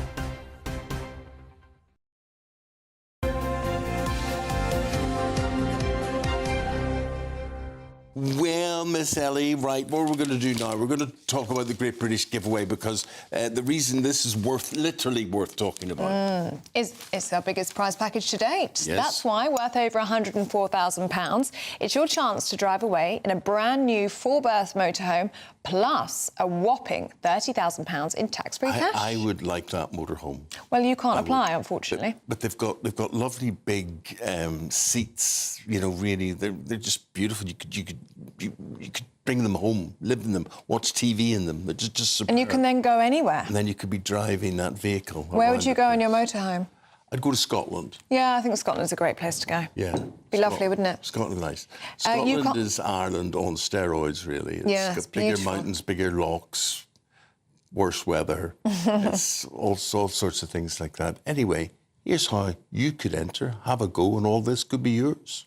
You're not going to want to miss our greatest Great British Giveaway so far. You could bank an incredible £30,000 in tax-free cash to spend however you like. And if that wasn't enough, you'll also get to drive away in this brand new motorhome. With thanks to Marquis Leisure, this brand new 2025 Benimar Primero could be yours. It comes with all the mod cons you'd expect from a vehicle worth over £74,000 and comfortably sleeps 4 people. This prize package is worth over £104,000. And remember, if you can dream it, you can drive it away. For another chance to win, text WIN to 63225. One entry costs £2.50 plus one standard network rate message. Or text BONUS to 63225. 5 entries cost £5 plus one standard network rate message. Go to gbnews.com/win. Entries start at £2.50. Call 0903 686 3232. Calls cost £2.50 plus your network access charge. Or post your name and number to GB16 PO Box 8690 Derby DE1 9TT. UK only. Entrants must be 18 or over. Lines close at 4 p.m. on the 31st of October. The winner will be contacted live on GB News, week commencing 10th November. Please check the closing time if listening or watching on demand. Good luck. Now, maybe you've noticed there's been lots on your screens at the moment looking at the role of stay-at-home fathers. Yes, Benedict Cumberbatch and Olivia Colman's remake of the 70s classic The Roses has arrived in cinemas last month. Never heard of it. Oh, well, it's in the cinema. You can go watch it. Well, what's the point telling me it's a 70s classic for? I've never heard of it. Well, it's back. I'm good on my films and TV You are good on series. your TVs. War of the Roses. Yeah, well, it's not that. It's not that, OK. Anyway. It explores a stay-at-home dad. We'll give you a bit of a preview of it. Here we go. For For you, dear, I'd do anything. I do believe that's true. It really is. With more women in the workplace than ever before, the stay-at-home father figure is becoming an even more popular role off screens too. But what do you think? Should more men stay there, be stay-at-home dads, or does this upset family dynamics and indeed interfere with marriages? Joining us to talk about this, James Rampton and Mike Parry. Mike Parry's got an opinion on everything, and I could just see him surrounded with 6 children around his feet there and playing goo goo gaga with all of them all day. It's a job made for you, Michael.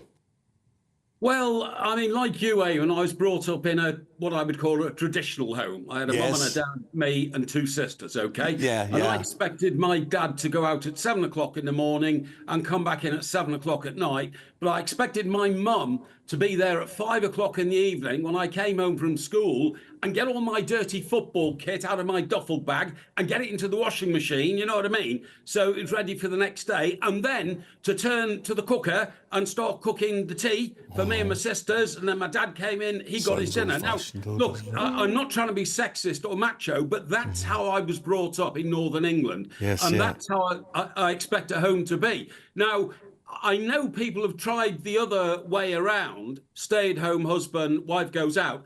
I've worked in journalism and the media for over 40 years. I've seen it tried on a couple of occasions and it has failed miserably. I've seen marriages go down the pan because of this experiment of the husband stays at home, the wife goes out. It's normally because the lady in the marriage, the female, has got a much better job, earning much more money, and they come to a deal where, well, we can't both go to work, we've got children, why don't you stay at home? The marriage ends within 6 months. On one occasion, the husband actually then deliberately started trying to sabotage his wife's job by interfering, by ringing up her boss, because he couldn't stand being the man at home on his own, emasculated. Marriage ended, and I've seen that happen several times. James Rampton, let's bring you in. Do you think it does emasculate men if they become stay-at-home dads? Does it upset the family dynamic? I don't think so. I mean, I very much enjoyed Mike's contribution there, but I think things have changed. And I think just because something's traditional does not always mean that it's right. I mean, I have a very good friend who's married to a highly successful businesswoman, and he stayed at home, brought up 3 children who are now extremely well-adjusted adults, all with very successful jobs themselves, and the marriage is still intact. I think if the man can swallow the male ego, and as a man, I know that is not easy, it's much easier said than done, then it really can work. And I do think that that will make a difference.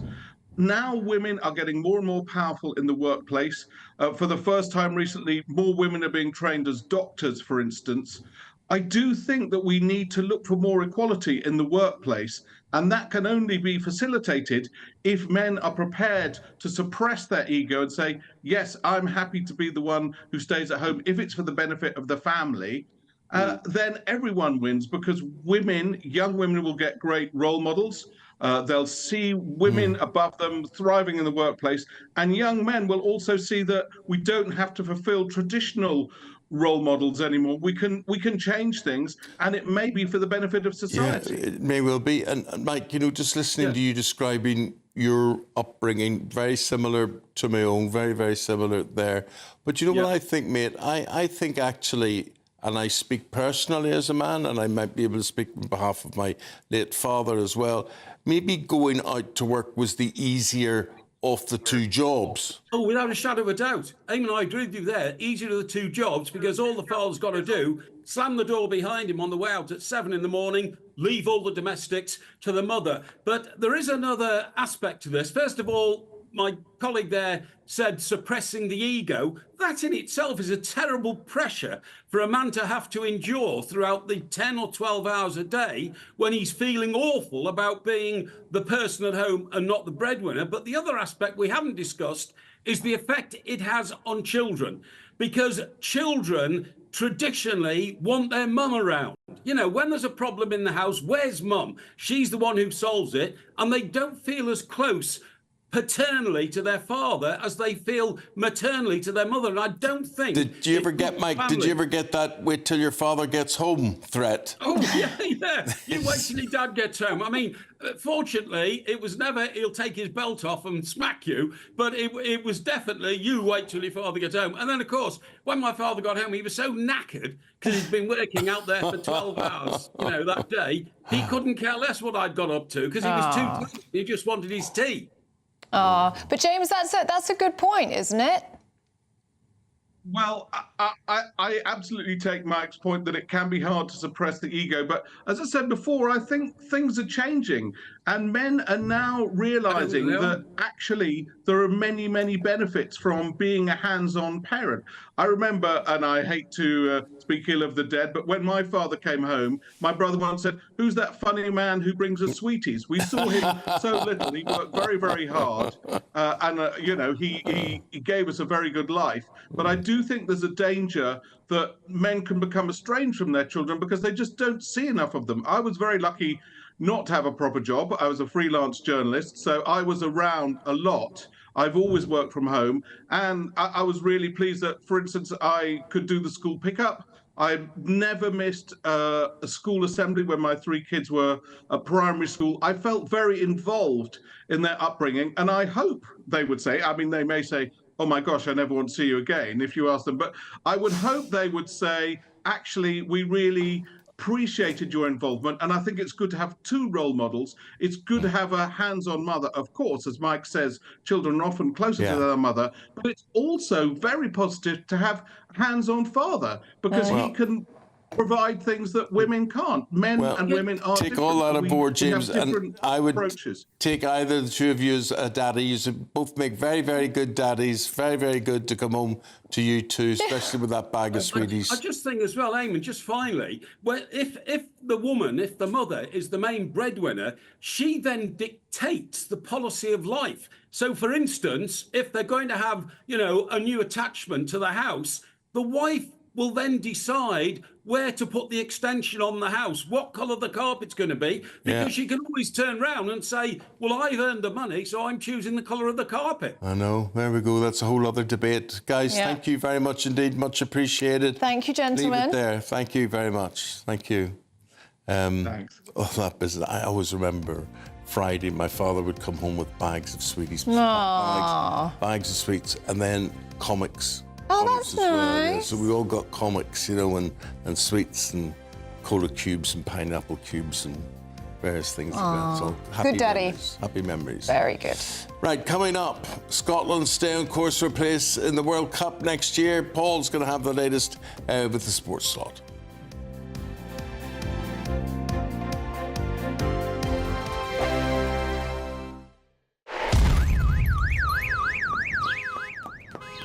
Crash Law 24 sponsors GB News Traffic and Travel Report. Good morning, this is the latest AI travel news from gbnews.com. A broken down vehicle is causing congestion on the M25 anti-clockwise between junctions 25 and 24, with one lane closed. Gateshead District has lane closures on the A1 northbound between its junctions with the A184 and A694 due to an incident, causing 15-minute delays. The M27 in Hampshire faces a breakdown between junctions 8 and 9, with one lane closed. Normal conditions are expected shortly. And on the trains, London North Western Railway services between Watford Junction and St Albans Abbey are replaced by buses. For more travel news, go to gbnews.com. Crash Law 24 sponsors GB News Traffic and Travel Report. From the school run to the home run, watch a new show for all of Britain. So he can say whatever he wants. A straight talking show where all voices are heard. And, when are we going to stop talking about smashing the gangs and actually do it? With the stories that matter from every part of our country. There's a bit of a crash landing there for your Chancellor. Bold, fearless and standing up for you. That's me, Martin Daubney, 3 p.m. till 6 p.m. weekdays, here only on GB News. The People's Channel, Britain's news channel. Westminster's full of talk, but out here, it's the real world. Am I allowed to talk now? No, that's it. This is where it matters. Real people and real lives. That's what politics is all about. The fact that Trump made a good start, no. Straight answers, no spin, and just a couple of pints. How many fingers have I got up? About 10. So join me for Lee Anderson's Real World every Friday at 7 p.m. only on GB News. The People's Channel, Britain's news channel. You want to know what's really going on in the corridors of power? Labour don't know what to do with you half the time, and that makes you quite lethal in the chamber. Get behind the headlines with Chopper's Political Podcast. Join me, Christopher Hope, as I sit down with the great and the good of British politics. We'll see where this ruling takes us. These are the stories shaping our nation. Chopper's Political Podcast, available now on all platforms. Listen in and stay ahead. Exciting news. Every Friday, my Patrick Christie's Tonight Show is going to have a twist to it. We're welcoming some special guests. You. That's right, on Fridays I'm going to be doing my show in front of a live studio audience because this show is about you and what you have to say. It's going to be the same big debates, same big topics, same big opinions. But every Friday night at 9 p.m, you are invited to come on down to Patrick Christie's Tonight to be a part of the action. Only on GB News, the People's Channel, Britain's news channel.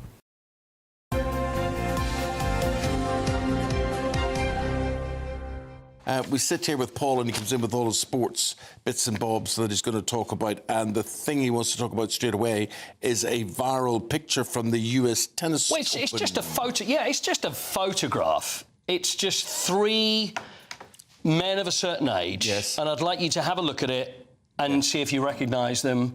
Two, I think you'll recognise. Where's McEnroe? Well, there's John McEnroe. So this is at the US Open on Sunday. So there's John McEnroe in the middle. And on they're all winners of the US Open. So on the left-hand side is Ivan Lendl. Oh, right, tall guy, yeah. There he is. But on the right, can you recognise the man is... See, the thing is, this also... I was looking at this very closely. You can tell when men get to a certain age, Ivan Lendl is holding his spectacles in one hand, and whereas the other fella on the right-hand side is wearing jeans with a shirt and tie, and the jeans are ironed. There's a crease down the middle, which is an absolute no-no. Do you know who that is? No. It's Jimmy Connors. No. That is Jimmy Connors. Not Look at 100 years, no. There you go. So the days when Jimmy Connors and McEnroe used to play together, used to hate each other. His they still do. hairstyle's different. His slick back, glasses, tie. Jimmy Don Connors. And you're right, Ellie. I mean, the guy in the middle, Jimmy Connors, and McEnroe in the middle. Yeah. They literally hated each other. Oh. Yeah. And now they're all together. That's nice. Yeah. Bit confused over the dress code. Yeah, like that. Those, it's always there. They've never liked each other. It doesn't need to be competitive anymore. They're past that. Well, that often happens, but I just think it may continue. I remember Jimmy Connors actually telling McEnroe, come up to the net and then we'll discuss. He actually offered him out to the net in the middle of a big game. Well, if I was as tall as Jimmy Connors, then I'd do that as well. Would you? McEnroe seems to be very small. Do you think so? I thought it was Connors looked small. Sorry, you're right, yeah. It's the other way around, yeah. Right. Listen, Nuno Espirito Santo's been fired. There we are, look. There they are again. So anyway, Nuno, the former boss of Nottingham Forest, which means Nuno Holy Ghost. Yes, of course. Yes. Did you know that? I did know that because it's your favourite person to talk about, you two. Espirito Santo. Nuno Espirito Santo. There's a bank in Portugal called Espirito Santo. Well, I do now. Yeah. Is that what he's named after? I don't know. I don't think so. It's named after the bank. Yes. Anyway. And also, we did discuss him. He talks very. I've met him a few times. I like him, and he talks very quietly. But he had a beard he had a beard brush when I met him. Oh, I remember that. And he would brush the beard. But he's been fired. Now, let's be honest here. Nuno Espirito Santo's done a very good job at Nottingham Forest. I was about to say they've been playing well. Yeah, well, he came in when they were 17th.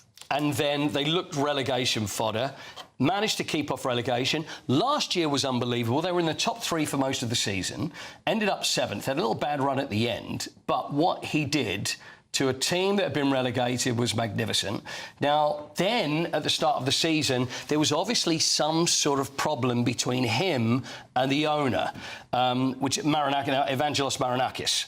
Now, a Greek shipping magnate, and there was obviously a little bit of something going on between the two of them, and he even said that in a press conference, that it's not as it was. So I assume now, Marinakis is not the sort of person, if he doesn't like you, the chances are he's going to give you the elbow. So Nuno has now gone. They've won one game, they've drawn one, they've lost one. They lost to West Ham 3-0, so that wasn't good. So now, what happens? It's often better the devil you know.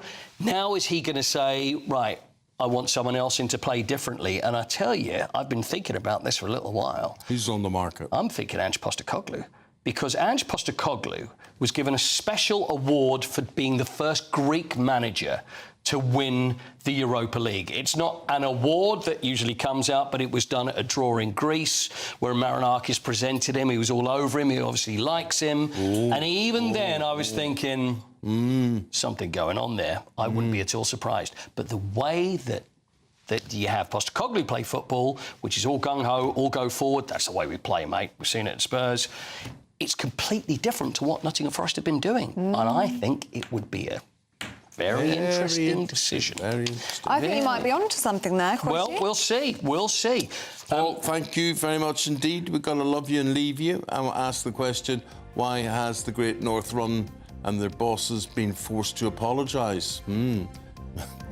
It's a right mess, we can tell you. It is, but, yeah. We'll show you right after this in the newspapers with David and Anna. Oh, look, they've got their noses in the newspapers already. We're going to chat to them in just a few minutes. But first, if you're in search of some holiday sun, here's the forecast across Europe. Can't wait to get in that sea. Lovely and warm. Just like the feeling of having great travel insurance. All Clear Travel Insurance sponsors GB News Travel Destinations Forecast. Looking ahead to tomorrow and across particularly northern parts of Italy, also into Croatia, there will be the return of heavy thundery rain. Also around the Canary Islands, a few showery bursts possible. A bit of rain pushing into the north of Portugal and northwest Spain. Otherwise, a good deal of fine, often sunny weather around. Also across Greece, generally dry, just a few showers to watch out for here. As we go through the rest of the week, away from parts of Italy and Croatia, it is going to be mostly dry and sunny. All Clear Travel Insurance sponsors GB News Travel Destinations Forecast. At GB News, we love to hear from you, our loyal community. So drop us a line at gbnews.com/yoursay. There you can talk to each other and also to the presenters live on air. gbnews.com/yoursay, because GB News is your channel, Britain's news channel.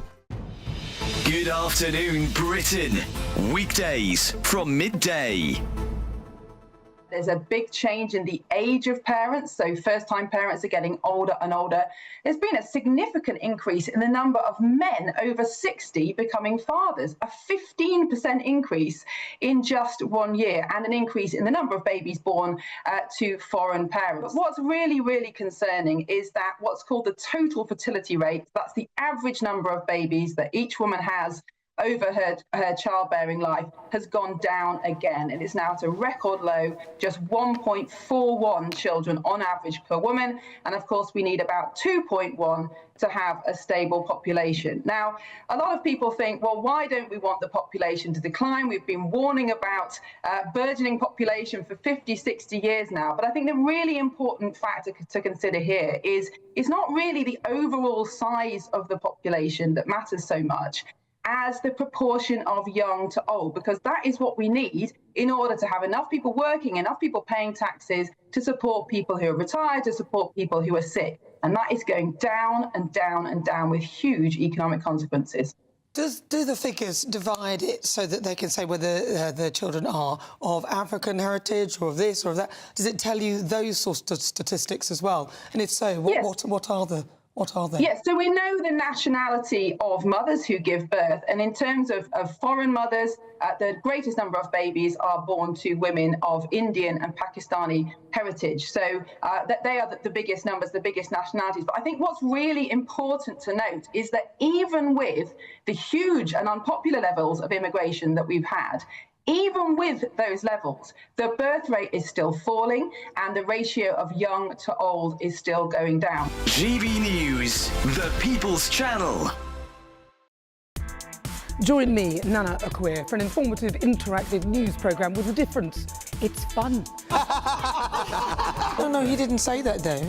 I'm so surprised. I think there's an element of truth to that. Join me from 3 p.m. every weekend, only on GB News, Britain's news channel. In the GB Newsroom, we bring you the news as it happens. With our team of dedicated journalists across the UK. We're ready to keep you up to date with what's happening every half an hour, every single day. Bulletins here on GB News. The People's Channel. Britain's news channel.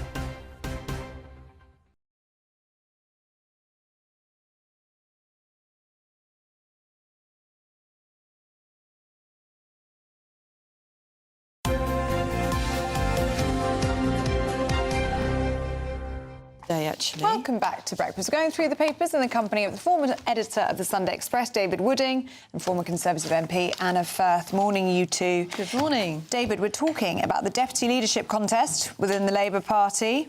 Number 10 is apparently struggling for a loyalist in the race to replace Rayner. This is in the Times this morning. Yes, this is all warming up to be quite a battle in the next few weeks. I mean, as your viewers will know, Angela Rayner, the deputy leader, has gone. It's an elected post, so it's not in the Prime Minister's gift to pick his deputy. There's all these, mostly women, throwing their hats in the ring. The problem is for Keir Starmer that the Labour Party membership is more to the left than the Labour Party of government. And he wants somebody in there who's going to be a bit more loyal to him. And all the people who are going in there are disgruntled former ministers. I mean, Lucy Powell, who was sacked from the cabinet last week.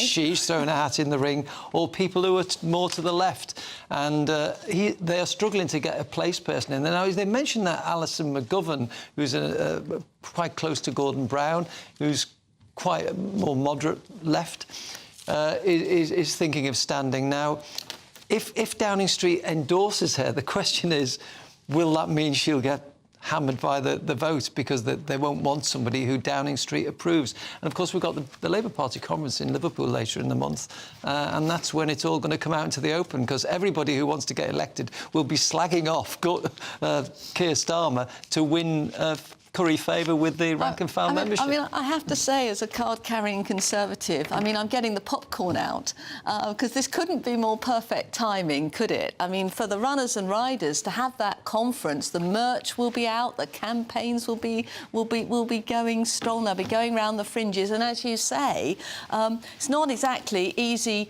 easy reading for Starmer. But actually, I reckon if Starmer was a real statesman, which obviously he isn't, he would actually welcome having someone who appealed more to the backbenchers, because with a party, 411 of them, he desperately needs somebody who is going to relate to them and bring them on side. And that would be the intelligent approach. But I tell you what, I reckon Emily Thornberry could do quite well here. Do you think? I do, actually, because she's very good at connecting with everybody. I had some dealings with her when I was in Parliament as the PPS to the Attorney General, because she was Shadow Attorney General. And she was always charming, and you know, she's a good performer on the media. She's intelligent. I think she might do better than we might imagine. I mean, some of the tabloids suggesting today that it needs to be a northern woman who's got the backing of the unions. So, like an Angela Rayner figure. Is that something that you would agree with? Well, Lucy Powell would fit that bill. She's a Manchester MP. And then you've got there was another one. Oh yes, Louise Hay. But she had to leave because of a couldn't find her mobile phone or something. Yeah, so she was again. But these are both people who were sacked. And Keir Starmer has got an issue there because he did, of course, say he puts the country before Parliament, before the party, and of course the party don't like that. No. Of course, the real king across the water, I suppose, is Andy Burnham, who would love to stand. Love to stand, but's got to find a... Well, actually, we've had some breaking news in the past few moments that Bridget Phillipson, the Education Secretary, is standing to be deputy leader of the Labour Party, the Education Secretary. Why do you sigh? The first cabinet minister to throw her name in the hat. Currently, only the second candidate to publicly state that they will run. In a statement, Bridget Phillipson has said that I am a proud working-class woman from the North East. I've come from a single-parent family on a tough council street all the way to the cabinet.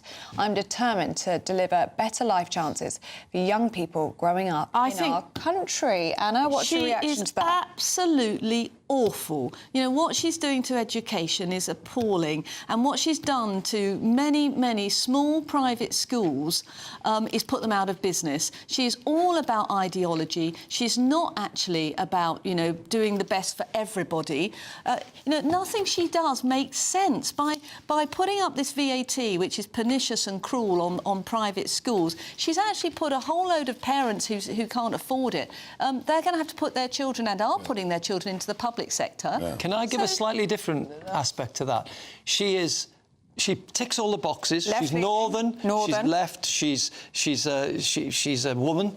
Also, the fact that she put VAT on private schools will play well with the left of the Labour Party, who want a place person in there. And then finally, she's in the cabinet, so she is loyal to the Prime Minister, experienced and all that. So this could be the way of Keir Starmer getting his person in that job. Before we run out of time, David, this Great North Run and this medal situation, I mean, I just can't believe no one spotted the mistake that there was with the medal. Yeah, the Great North Run, established in 1981 by Sir Brendan Foster. It was, and there's something like 60,000 people running every year. It's a half marathon. They get a medal if you cross the finishing line. They made a big gaff. It's between Newcastle and Gateshead, I think, and they put a map on it, a bit like the EastEnders map you see on the EastEnders TV.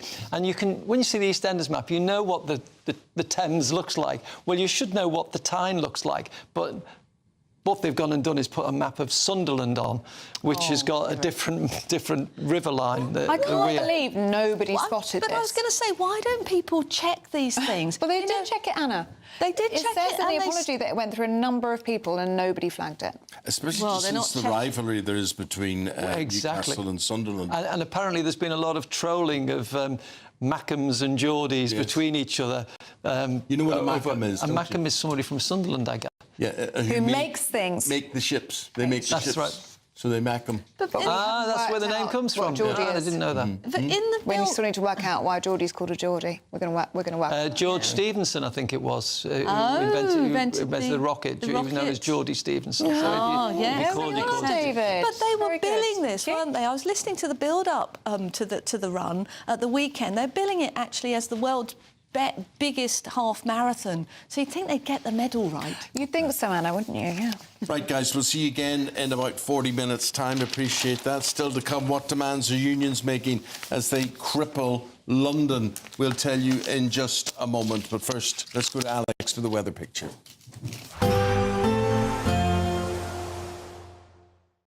Today, clouds overhead. Total zen within.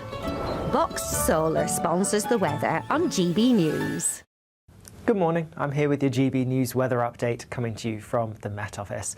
Now, for many, today's actually going to be a largely fine day. However, we do have some fairly wet weather across parts of the southwest. That's going to be feeding in as we go through the day, turning heavier and more persistent with some blustery winds and the risk of some thunder as well. Elsewhere, a few showers across western parts of Scotland, maybe Northern Ireland, and some across some central areas, but most central and eastern parts actually staying dry with some decent sunshine, and in that sunshine, temperatures rising into the low 20s, so feeling pleasantly warm for many of us. Then, as we go through into this evening, still some heavy bursts of perhaps thundery rain across the southwest, and here it could turn quite persistent for a time as we go through the evening, and all the time we need to watch out for those blustery winds. A drier end to the day across more parts of the southeast, and actually across the rest of the UK really it's looking largely fine, albeit just a few showers continuing across parts of Northern Ireland, maybe the Western Isles, and one or two other showers could just about break out across parts of Scotland. Then, as we go overnight, tonight. Many places starting the night with a lot of dry, clear weather around, so it could turn a little fresh, maybe even a little chilly for a little while before cloud and outbreaks of showery rain become a bit more widespread. So most places turning a bit cloudier as we head towards dawn tomorrow morning. As a result, after a bit of a fresh start to the night for some, temperatures should start to creep up a little bit, so they're not likely to drop especially low through tonight. Then tomorrow, yes, it's a cloudier start to the day than it was this morning, but it is also going to be generally a wetter picture for many of us. Outbreaks of showery rain through the morning, becoming heavier, more persistent across western parts as we go into the afternoon. Highest rainfall totals likely to be building up across some southern parts of Scotland, where we could see around 50 millimetres perhaps in some places. With the cloud, the rain and the strong winds, it is going to feel cooler than today. Today, clouds overhead, total zen within. Box Solar sponsors the weather on GB News.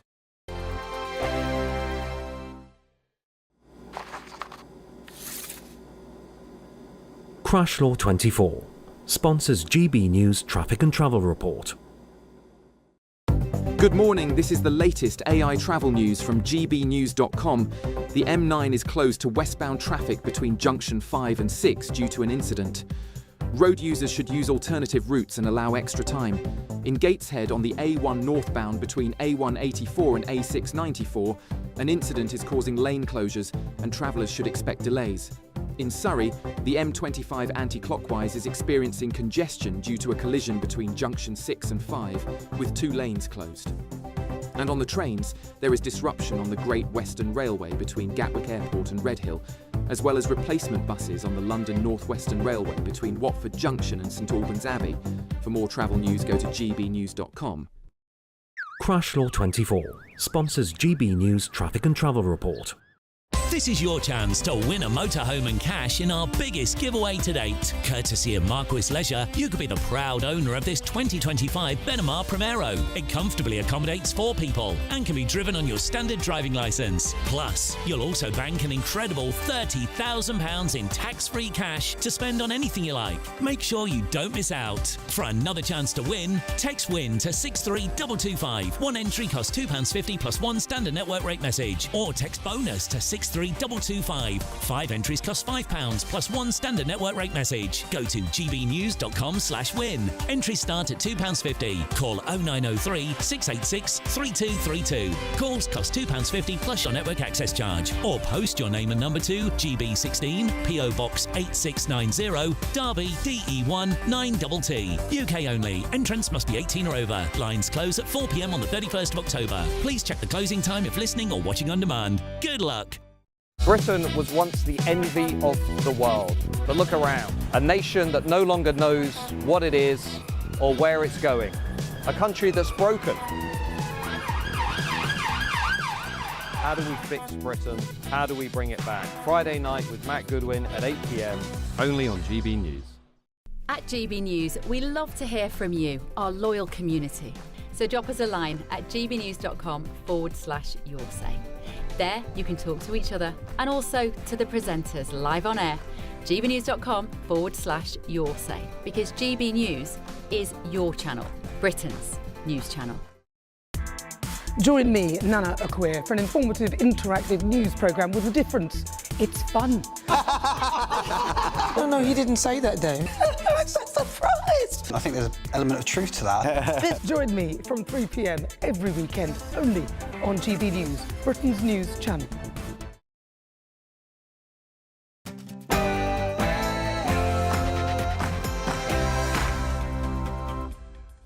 Take back. Illegal migrants face visa sanctions. That's the Home Secretary's message to countries like Nigeria and Pakistan that refuse to take back their nationals. But is this the tough hand Britain has been lacking, or just another gimmick? Well, earlier we spoke to the Health Secretary, Wes Streeting, who has full confidence in the new Home Secretary. Shabana Mahmood is hard as nails, and whether it is tackling disorder and lawlessness on our streets or tackling the insecurity at our borders, you can expect a tough and effective approach from this Home Secretary. The race to find Labour's next deputy leader begins. Who might put their hat in the ring? We'll be finding out. Damning new league tables expose the state of the NHS, with the best and worst hospitals named and shamed. The Duke's big donation, Prince Harry prepares to give back to a children's charity, Children in Need, as he carries on with his British visit.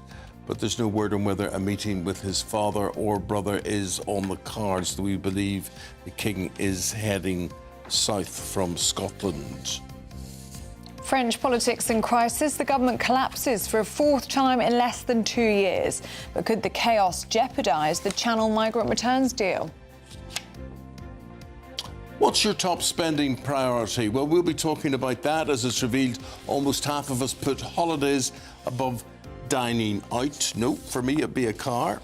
For me it would be a new wardrobe. OK, there we go. That's in 20 minutes' time. What's your top priority? The finishing touches are being added to a life-size sculpture of a Lancaster bomber in Lincolnshire to honour World War II RAF crews. And sport this morning, Nottingham Forest have sacked their manager Nuno Espirito Santo after leading them to Europe last season.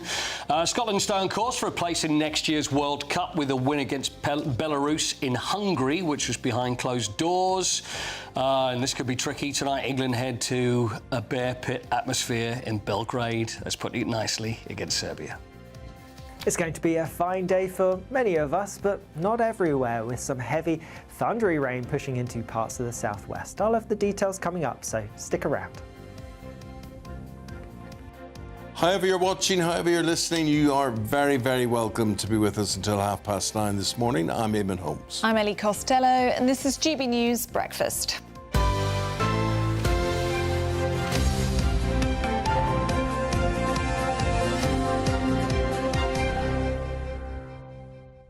Let's get straight into the politics, shall we, this morning? And our top story, the new Home Secretary could issue visa suspensions for countries that refuse to take back their illegal migrants. Shabina Mahmood has vowed to do whatever it takes to tackle the small boats crisis and said she will go further and faster than her predecessor, Yvette Cooper. Well, the Home Secretary has firmly ruled out standing for the deputy leadership of the Labour Party and insists that her top priority is securing British borders. So will Labour's no-nonsense stance on illegal migration work? Let's cross over to Westminster. Shadow Work and Pension Secretary Helen Whately joins us now. Helen, do you think they've got it right? Oh, well, they need to do this. They need to get a grip on illegal migration. That's clear, with record numbers coming over in small boats this year. Keir Starmer said he was going to smash the guns and fix it. No sign of him doing that so far. We actually legislated when we were in government to be able to use visa sanctions to make countries take back their citizens. We've been pushing the government to do this. Now they're saying they're going to, but the proof will be in the pudding. What's happening today, because Kemi Badenoch is going to challenge the Prime Minister to work with the Conservatives. Tell us a bit more about this. Yeah, the situation here is that we're in a really difficult economic situation as a country. The government has pushed the economy to the brink. They've increased the amount of borrowing they're doing, and borrowing costs are at a 27-year high. They've already put up taxes, and there's a threat that taxes will go up again at the budget. We're seeing unemployment going up. Every business I speak to tells me how difficult it is at the moment. You know, people stop me in the street and tell me how difficult things are. So the country is in a bad place. The government really needs to get spending under control, and the place for them to start is on welfare, because we know that that welfare bill is ballooning. I've been doing work as Shadow Secretary of State on the ways that the government can make savings, and we're offering to sit down with Rachel Reeves, with Keir Starmer, and make a plan for how they can make savings from welfare. Now, the government tried to make savings from welfare just before the recess in the summer, but they couldn't get it past their backbenchers. Keir Starmer's been doing this reset. He's got a new Secretary of State for Work and Pensions, but he's still got the same backbenchers who don't back savings on welfare. That's why we've said we'll help him work out a way to do it and help him get a plan through. Warning from banking giants Goldman Sachs. They're saying that Britain should prepare for sizable tax increases, even though these tax increases are unlikely to solve the nation's financial problems.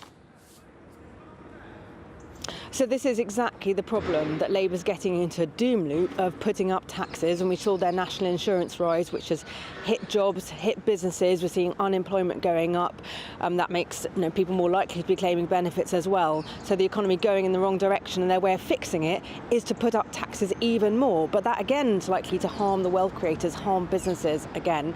They need to go in a different direction. They need to get the country living within its means. That means getting a grip on spending, as I said, getting a grip on welfare. And I've already set out some of the ways that they could actually do that. Firstly, to stop the misuse of the welfare system, for instance, the claiming of benefits for common mental health problems. Secondly, to stop the abuse of the welfare system, go back to face-to-face assessments for benefits, stop things like this Motability scheme being used for free cars for ADHD or tennis elbow, as we've seen, and make sure that the people who really need and deserve benefits are those who get them, not, for instance, foreign nationals coming here and claiming sickness benefits. From foreign nationals coming here to people leaving here, Shadow Secretary of State, there's a man called Sir Jim Ratcliffe, and he owns Manchester United, and he owns an energy company and a Land Rover company, or a Jeep company called Ineos. And basically what he's doing is that he's got drilling platforms in the North Sea, and he's pulling out, and he's relocating to America, and basically sky-high energy prices and crippling carbon taxes are causing the death of British industry. He is saying today, he says Ed Miliband needs to put growth and jobs ahead of his obsession with net zero, scrap the ban on new oil and gas licenses and back the North Sea. Cheap energy must come first. Energy security must come first. Energy security is vital, and the cost of energy, and it's the high cost of energy which is so damaging to British industry. It's really important for those energy costs to start coming down, including making the most of our energy assets in the North Sea. And that can go hand in hand with our concerns about the environment. But one sign of how weak the Prime Minister is that Ed Miliband survived his reshuffle, and he's the one who's busy putting up the costs of energy and stopping us making use of our oil and gas in the North Sea. This is yet another example of Keir Starmer is too weak to do the things that the country needs. Can I ask you about the tube strike that's taking place in the capital at the moment? Huge disruption seen yesterday. That's going to continue until Friday. This is members of the RMT walking out over pay and conditions. What's your message to the RMT and also to Transport for London? Oh, they should get back to work. They're making it a complete nightmare for Londoners to get to work. Yes, some people can work from home, but loads and loads of people can't. They have to be at their place of work. And the tube strike is making it incredibly hard for people to get around. As I understand it, it's because they want to have a 32-hour week. That's just ridiculous. We need the country to be productive. We need people to be working hard and contributing the most that they can, not going on strike and affecting everybody else, as well as making these kind of demands. Helen Whately, thank you so much for your time this morning on Breakfast. Thank you very much. Thank you. Thank I was you just very much. looking, I'm just trying to find out what hours these workers do work at the minute. They really do very well. I can't see it here, but it gave me the hours in one of the newspapers here. We'll see if we can dig it out. But I just love, a lot of the media are completely anti-trade unions, and I'm not. And I think if there's a grievance, you need somebody to represent you against employers and trade unions where it comes in. But this seems to be unbelievable conditions and payments that the tube people have. What do they want now? Do they want to work from home? What they want to do? Oh, we can't do that because we operate tubes, so we can't really do that. Well, our next guest might be able to shed some light on it. OK. Because we're sticking on this topic. Downing Street has called on the RMT union and Transport for London to get back to the negotiating table to end this tube strike. They already have 52 days holiday a year. Can you beat that? 52 days holiday a year. Lovely, isn't it? Nice work if you can get it. Yeah, very nice. Well, commuters across the capital are facing severe disruption as a tube strike has shut down almost all London Underground services. Estimated there's going to be a direct economic cost of, wait for it, £230 million. let's talk to Mike Palmer about this one. Mike, it's interesting just to see where this rates on the TV news bulletins last night. It was way down the schedule, I noticed, and, it appears that if you're in Birmingham or Manchester or Carlisle or whatever, this doesn't matter to you, so the news outlets are sort of not reporting it. But listen, working here in London, I don't know where we're talking to you from today, but London was just dead. Well, it wasn't dead. It was quite reverse, actually. It was chaos yesterday. It was chaos, but no one was going anywhere. Well, I'm actually talking from London myself, and you're absolutely right, Eamonn. I mean, we sometimes talk about how people don't read the room correctly. Yeah. And you could argue here that the unions aren't reading the country correctly at the moment. We're on our knees. Everything is going in the wrong direction, and yet we have London, which is actually grind to a halt. And the union is talking, the RMT are talking about fatigue management. Well, I think all of us are becoming pretty fatigued by this sort of escapade. Yeah, it doesn't seem as though they've got public sympathy on their side this time around, Mark. Is that fair to say? I think that's completely right. And I think also that, as you pointed out, that Downing Street has said that they should get round the table and talk. Well, in many ways, Downing Street is responsible for this mess by, when they came into power, immediately actually giving tube drivers a big increase, giving the junior doctors a big increase. And so they're always going to come back for more. And I'm afraid that's what's happening at the moment. What is the gripe? What is the grief really on this one? Is it purely money? Is it pay and conditions? Well, what is it? Yeah, it's two things, really. It's pay. They've been offered 3.4%. And it's worth pointing out that the ballot to strike, and there was a turnout amongst RMT members of about 54%, but that ballot was taken before the 3.4% offer was made. So that is one thing, is the pay. And the other thing, as you rightly say, is that they want a 32-hour week rather than what they have now, which is roughly a 35-hour week. Is it different to the walkouts that we've seen before? Because we're talking this time around about not only drivers but also backroom staff. So we're talking about signallers and engineers that perhaps you might say have been emboldened by the payout that they've received, well, the drivers received previously.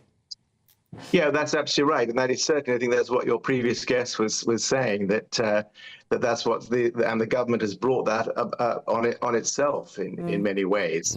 And I think that in the old days, I mean, in the 70s, Harold Wilson would have got these people around the table, offered them some beer and sandwiches, and would have thrashed it out. But of course, the Prime Minister has got other things on his plate at the moment, and so he just wants this to go away. But you would have thought that Sadiq Khan, the mayor of London, would be more involved, would put his head above the parapet and would call in these people and say, look, we've got to sort this out. But that doesn't seem to be happening either.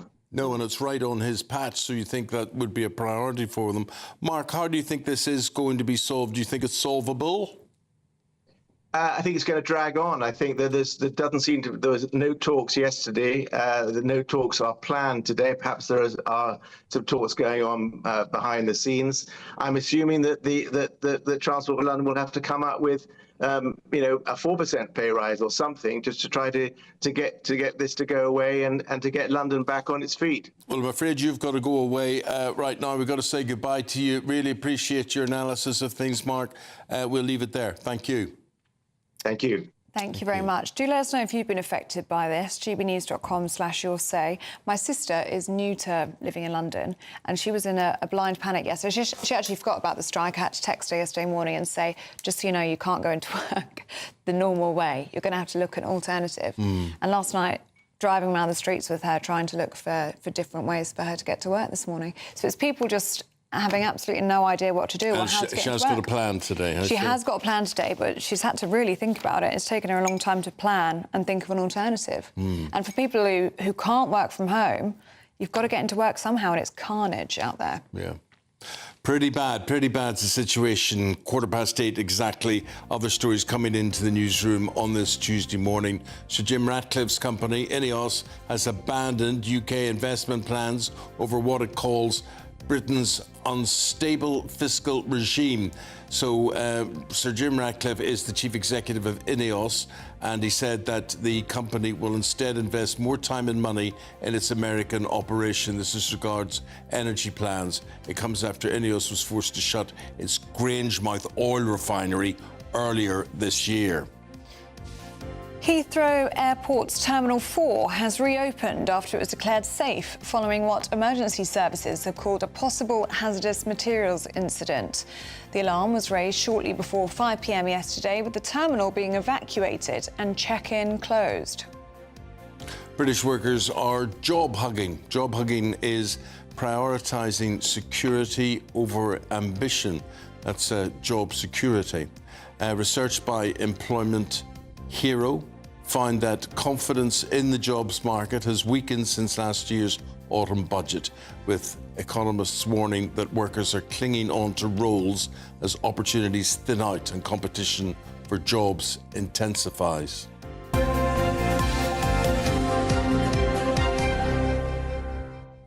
You see, that's the thing. If you feel that your job's at risk, why would you go on strike? You would think twice or three times, wouldn't you, before putting your job in jeopardy like that? And have times changed? And I mean, people talk about opportunities that AI will bring. I mean, I don't believe it will bring opportunities. I think it will lessen opportunities. But AI can't drive trains, and I think Yet. Good point. But I think for the backroom staff, like the signallers and the engineers, they've seen the train drivers walk out, go on strike, and get a very good payout. So they're just thinking, well, clearly this works. Strike action works. Come on, how much are you expected to work a week? What, 36 hours or so? 40 hours you're meant to work, 40 aren't you? hours a week. But they want to work 32. 32. 32 hours? Yeah. It's not worth your while getting out of bed, is it? You know? Well, they're saying the shifts are very intense. But that's 52 days holiday a year. Yeah, it's nice, isn't it? Nice work if you can get it. That's the question. Let us know what you Alex think on that one. Burkle, morning to you. How's it looking weather-wise? Expect warm spells with the odd rude interruption. Boxed Boilers sponsors the weather on GB News. Good morning, I'm here with your GB News weather update coming to you from the Met Office. Now for many, today's actually going to be a largely fine day. However, we do have some fairly wet weather across parts of the southwest. That's going to be feeding in as we go through the day, turning heavier and more persistent with some blustery winds and the risk of some thunder as well. Elsewhere, a few showers across western parts of Scotland, maybe Northern Ireland, and some across some central areas, but most central and eastern parts actually staying dry with some decent sunshine. And in that sunshine, temperatures rising into the low 20s, so feeling pleasantly warm for many of us. Then, as we go through into this evening, still some heavy bursts of perhaps thundery rain across the southwest, and here it could turn quite persistent for a time as we go through the evening, and all the time we need to watch out for those blustery winds. A drier end to the day across more parts of the southeast, and actually across the rest of the UK really is looking largely fine, albeit just a few showers continuing across parts of Northern Ireland, maybe the Western Isles, and one or two other showers could just about break out across parts of Scotland. Then, as we go overnight, many places starting the night with a lot of dry, clear weather around, so it could turn a little fresh, maybe even a little chilly for a little while before cloud and outbreaks of showery rain become a bit more widespread, so most places turning a bit cloudier as we head towards dawn tomorrow morning. As a result, after a bit of a fresh start to the night for some, temperatures should start to creep up a little bit, so they're not likely to drop especially low through tonight. Then tomorrow, yes, it's a cloudier start to the day than it was this morning, but it is also going to be generally a wetter picture for many of us. Outbreaks of showery rain through the morning, becoming heavier, more persistent across western parts as we go into the afternoon. Highest rainfall totals likely to be building up across some southern parts of Scotland, where we could see around 50 millimetres perhaps in some places. With the cloud, the rain and the strong winds, it is going to feel cooler than today. Expect warm spells with the odd rude interruption. Boxed Boilers sponsors the weather on GB News. See, that is the problem. You know, Ellie and I we're discussing, about, she's got herself, or her husband's got himself an electric car. And what do you spend your time doing? Looking for plug-in points. Plug-in points and sockets. You don't have one at home. Not yet. That's the problem. Yeah. So we're having to drive around and find sources for power. And did you know, because I didn't know this, if you use public ones, so at supermarkets... What's more expensive? It's about £42 to put it on for an hour. Yeah. £42, so it's the same as a tank of petrol. Yeah. I couldn't believe it. No. You're meant to be pushing people to go green and buy electric, and it's so expensive to use electric. So, no, not sold on it so far. Maybe it will be different once we've got a socket installed at home, but at the moment, nightmare. I would take a lot of convincing. Yeah, but you're a petrol head, aren't you? You like your cars. I like the cars, I like the comfort of a car. One of the things we're going to talk about very shortly is what you prioritise your money on. If you save up, what is it you prioritise? Is it a new kitchen? Is it gifts for Christmas? Is a new wardrobe? Holidays or whatever it is? And we're going to tell you what that is, what a new survey says, OK? But no survey will tell you this. This is great. This is a great British giveaway. And it is the greatest, biggest prize there has ever been on GB News. It is... £104,000. That's what it's worth. Yeah. Wowzers. Yes, you can drive away in a brand new 4-berth motorhome. I might... could maybe be talked into one of those. Oh, could you?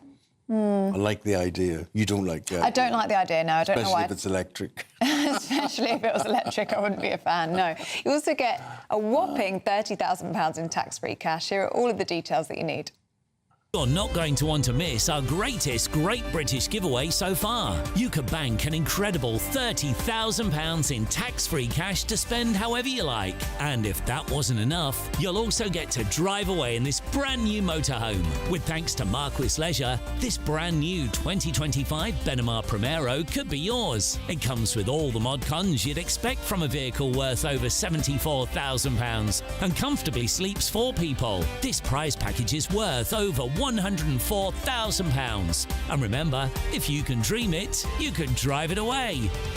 For another chance to win, text WIN to 63225. One entry costs £2.50 plus one standard network rate message. Or text BONUS to 63225. 5 entries cost £5 plus one standard network rate message. Go to gbnews.com/win. Entries start at £2.50. Call 0903 686 3232. Calls cost £2.50 plus your network access charge. Or post your name and number to GB16 PO Box 8690 Derby DE1 9TT. UK only. Entrants must be 18 or over. Lines close at 4 p.m. on the 31st of October. The winner will be contacted live on GB News, week commencing 10th November. Please check the closing time if listening or watching on demand. Good luck. Well, that's our spending priority. After the break, we're asking, where do your spending priorities lie? So give me examples. Oh, sorry. New wardrobe. New wardrobe. Clothes, wardrobe, new car. wardrobe. Your pets, your children. Yeah. Dining out, going to cinema. So many things. So if you're saving up... diamonds. What is it going to be? Diamonds, as you could argue, are a girl's best friend. It's true. We're going to be finding out right after this short break.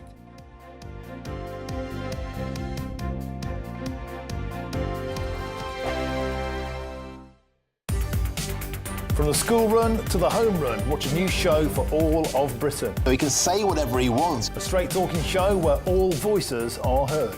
And, you know, when are we going to stop talking about smashing the gangs and actually do it? With the stories that matter from every part of our country. There's a bit of a crash landing there for your Chancellor. Bold, fearless and standing up for you. That's me, Martin Daubney, 3 p.m. till 6 p.m, weekdays, here only on GB News. The People's Channel, Britain's news channel. Good afternoon, Britain. Weekdays from midday. There's estimated to be 1.5 million people in Britain on these jabs. So, therefore, if everybody in the UK turns out to be skinny, what is that going to do for those who decide they don't want to take this jab? Well, I think people will start looking for somebody else to blame or for somebody else to attack. People have always attacked me for being a big man and for being fat. But now I'm losing weight and I've gone the other way around. I've lost 7.5 stone. It seems to be people are now attacking me for taking the easy way out. I mean, there truly is no winning. I mean, we should be appreciating that we've got a drug that seems to be dealing with a serious issue and helping a lot of people to improve their lives. And ultimately, it's going to reduce the cost on the NHS excess of what it's going to cost, you know. So we should be looking at the positives here rather than the negatives, because a lot of people seem to be attacking people for taking the drug. Ozempic and Mounjaro have been a lifesaver for a lot of people. So I'm in full support of anybody that needs it to take it and, you know, lose some weight and better their life. Why not? But I think what this academic is suggesting is that some people who choose not to take these drugs, and of course lots of people don't want to be pumping chemicals into their body for whatever reason, even if there are no sort of terrible side effects, people who choose not to take the drug will have more of a sort of stigma. They'll be judged more and they'll feel pressure to take a drug just because of the social norms, if you like. I can get where you're coming from. I mean, look, nobody should be judged in the first instance. It shouldn't be an issue to start with. You know, to try and get people to stop judging people in general is something that's going to be, you know, unachievable. But ultimately, nobody should be, you know, attacked or told off for trying to lose weight the natural way. If anything, fair play to them. You know, they're trying to do it themselves without the need and assist of something like Mounjaro or Ozempic. GB News, the People's Channel. Westminster's full of talk, but out here, it's the real world. Am I allowed to talk now? No, that's it. This is where it matters, real people and real lives. That's what politics is all about. In fact, has Trump made a good start? No. Straight answers, no spin, and just a couple of pints. How many fingers have I got up? About 10. So join me for Lee Anderson's Real World every Friday at 7 p.m, only on GB News. The People's Channel, Britain's news channel.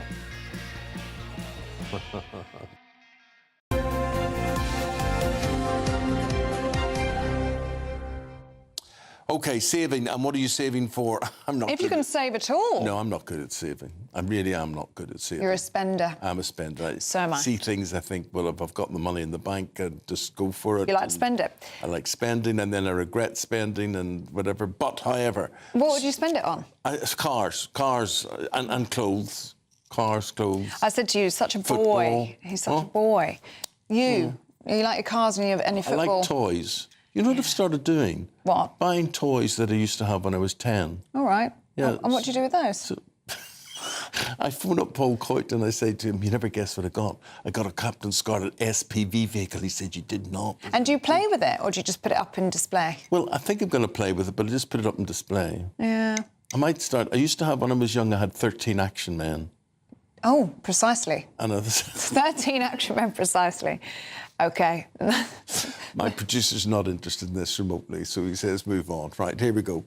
So it turns out we are a nation, when it comes to spending money, we like to spend it on holidays. So this new report reveals that for more than half of all of you there, putting away cash for a holiday is the absolute priority. Now, I don't understand this because there is a cost of living crisis.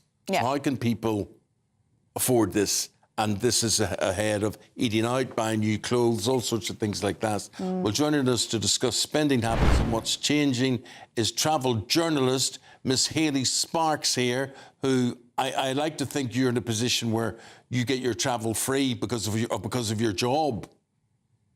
I do, but I don't actually get time for many of my own personal holidays because I'm always away working. But I love to see that people are prioritising them because I truly believe that everybody deserves a holiday. I agree about the cost of living, but people are working harder, longer hours, second job, side hustles, and people need to get away. And the survey shows that people are not just dreaming about holidays, but they're prioritising their spending, they're saving, they're putting money away. Last week, Hayley, and all these were going around the streets of Belfast, these things with people drinking and cycling all at the same time. What does anybody get out of doing that? Would you do that, Ellie? No, I wouldn't be doing that, but it is quite popular on hen do's and stag do's, isn't it, Hayley? Yeah. Yes, it is. I think people want a sense of community. I think because a lot of us now work from home, we communicate with friends on social media, and actually we need to be around people. We need to feel part of a team, part of a community. So activities like this that might seem a little bit strange, it does get people together, so I think that's a good thing. And Hayley, I mean, Eamonn's talking there about the cost of living crisis and people aren't meant to have any money, and we're hearing all the time that people don't have money.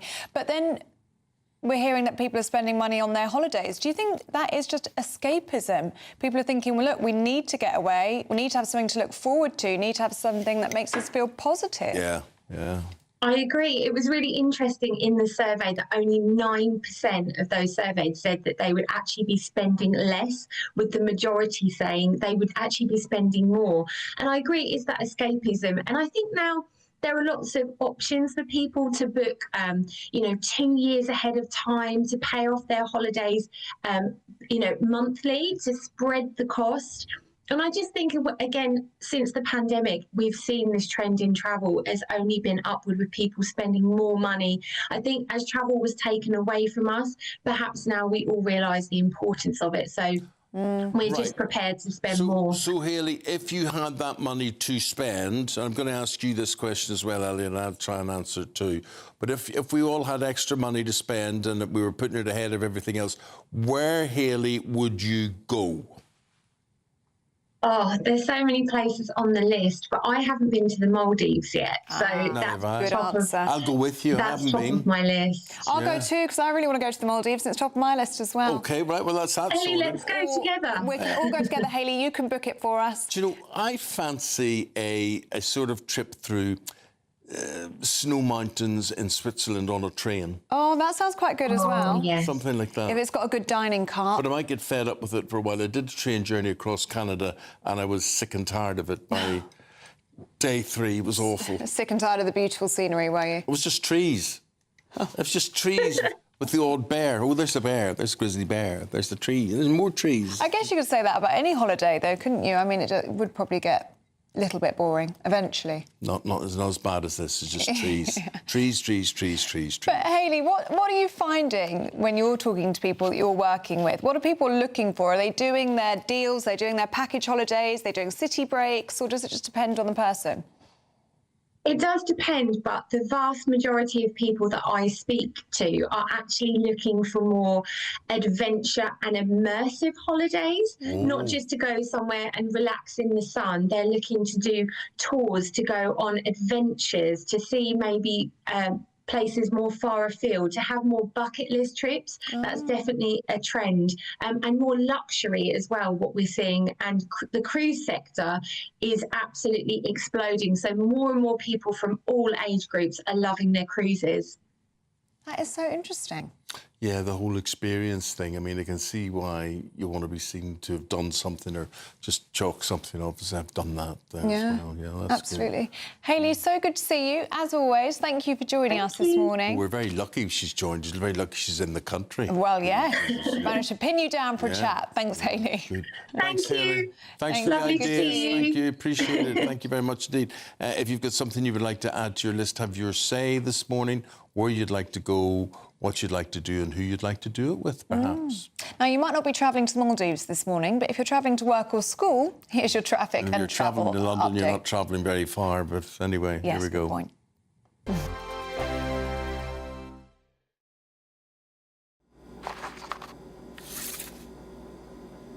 Crash Law 24 sponsors GB News Traffic and Travel Report.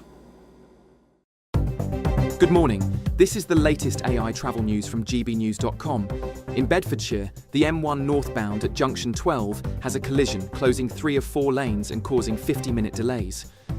The M74 northbound between junction 7 and 6 is partially blocked due to an incident. In South Gloucestershire, the M5 southbound exit slip at junction 16 has 1 of 3 lanes closed due to a collision. Surrey's M25 anti-clockwise between junction 6 and 5 has a collision with 2 of 4 lanes shut. And on the trains, disruption is expected between Gatwick Airport and Redhill and between Oxford and Worcester Shrub Hill. Buses are replacing trains between Watford Junction and St Albans Abbey. For more travel news, go to gbnews.com. Crash Law 24 sponsors GB News Traffic and Travel Report. Now, do stay with us. Still to come, Prince Harry is back in Britain. Find out what he got up to yesterday and why he nearly crossed paths with his brother, Prince William. And where's his daddy? And where's his daddy heading today? But before all that, Premier League announces its shortlist for the Hall of Fame 2025. Who's on it? Paul will tell us right after this. You want to know what's really going on in the corridors of power? Labour don't know what to do with you half the time, and that makes you quite lethal in the chamber. Get behind the headlines with Chopper's Political Podcast. Join me, Christopher Hope, as I sit down with the great and the good of British politics. We'll see where this ruling takes us. These are the stories shaping our nation. Chopper's Political Podcast, available now on all platforms. Listen in and stay ahead. It's Patrick Christie's Tonight, and here we do things differently. It's explaining the absolute madness of this, doesn't it? It's explosive. I mean, this is very good. It's lively. 850. Your government sat there short and it did nothing. It's controversial. And the Middle East has been in turmoil since before I was born. It's everything you need to kickstart your evening. Everyone's had their Weetabix tonight. I love to see it. That's Patrick Christie's Tonight, weeknights from 9 p.m. Only on GB News, the People's Channel, Britain's news channel. Hi, I'm Michelle Dewberry, and my show is your opportunity to cut through all the noise and dive in headfirst to some robust debates. Ideas clash. Situation, isn't it? No, because the failure is you're deliberately avoiding my point. Nothing's held back. And if you think this is the end of it, wait for more. And we do not shy away from the difficult stuff. Sometimes I want to shake people and say, if only you understood. So join me on Jubes & Co. weeknights at 6 p.m. only on GB News, Britain's news channel. From the school run to the home run, watch a new show for all of Britain. So he can say whatever he wants. A straight talking show where all voices are heard. And, you know, when are we going to stop talking about smashing the gangs and actually do it? With the stories that matter from every part of our country. There's a bit of a crash landing there for your Chancellor. Bold, fearless and standing up for you. That's me, Martin Daubney, 3 p.m. till 6 p.m. weekdays, here only on GB News. The People's Channel, Britain's news channel. Britain was once the envy of the world. But look around. A nation that no longer knows what it is or where it's going. A country that's broken. How do we fix Britain? How do we bring it back? Friday night with Matt Goodwin at 8 p.m. only on GB News. At GB News, we love to hear from you, our loyal community. So drop us a line at gbnews.com/yoursay. There, you can talk to each other and also to the presenters live on air. gbnews.com/yoursay, because GB News is your channel, Britain's news channel. Join me, Nana Akwe, for an informative, interactive news programme with a difference. It's fun.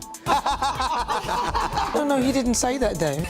I'm so surprised. I think there's an element of truth to that. Join me from 3 p.m. every weekend, only on GB News, Britain's news channel.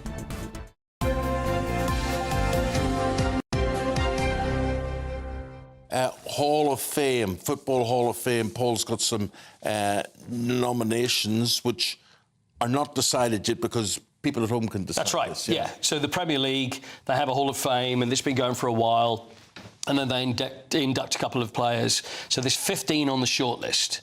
So I'm going to go through the 15 very quickly, and we'll say yes or no, OK? First one, Sol Campbell. Yep, I know him. No. No. No. No. Michael Carrick. Well, Michael's a really safe player, whatever it is, but has he got the flair? That's the thing. Jermaine Defoe.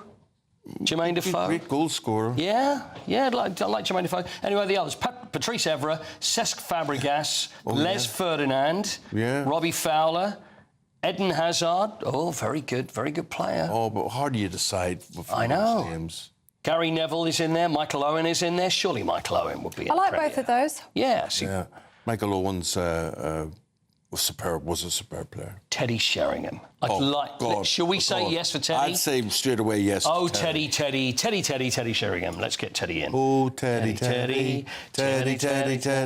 Sheringham. Do you know what song that is? Because there's so many different chants that are usually old songs. Don't know. Son of my father, Chicory Tip, son of my father. Yeah.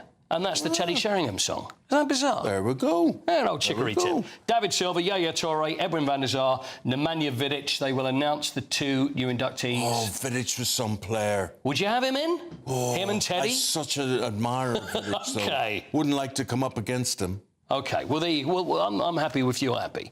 Yeah, Teddy Sheringham. We're agreeing we'll have Teddy Sheringham. Tuesday, the 4th of November, that's when it's going to be announced. Now, games, Belarus, 0, Scotland 2. Now, this had to be played in Hungary last night. Belarus, war, Ukraine, all of this had to be in a neutral country, so it's played in behind closed doors. It's all very well saying behind closed doors to punish Belarus, but what about Scottish fans? Why couldn't Scottish fans go? Don't understand. You should still be allowed to go. But anyway, good result for Scotland. They won 2-0.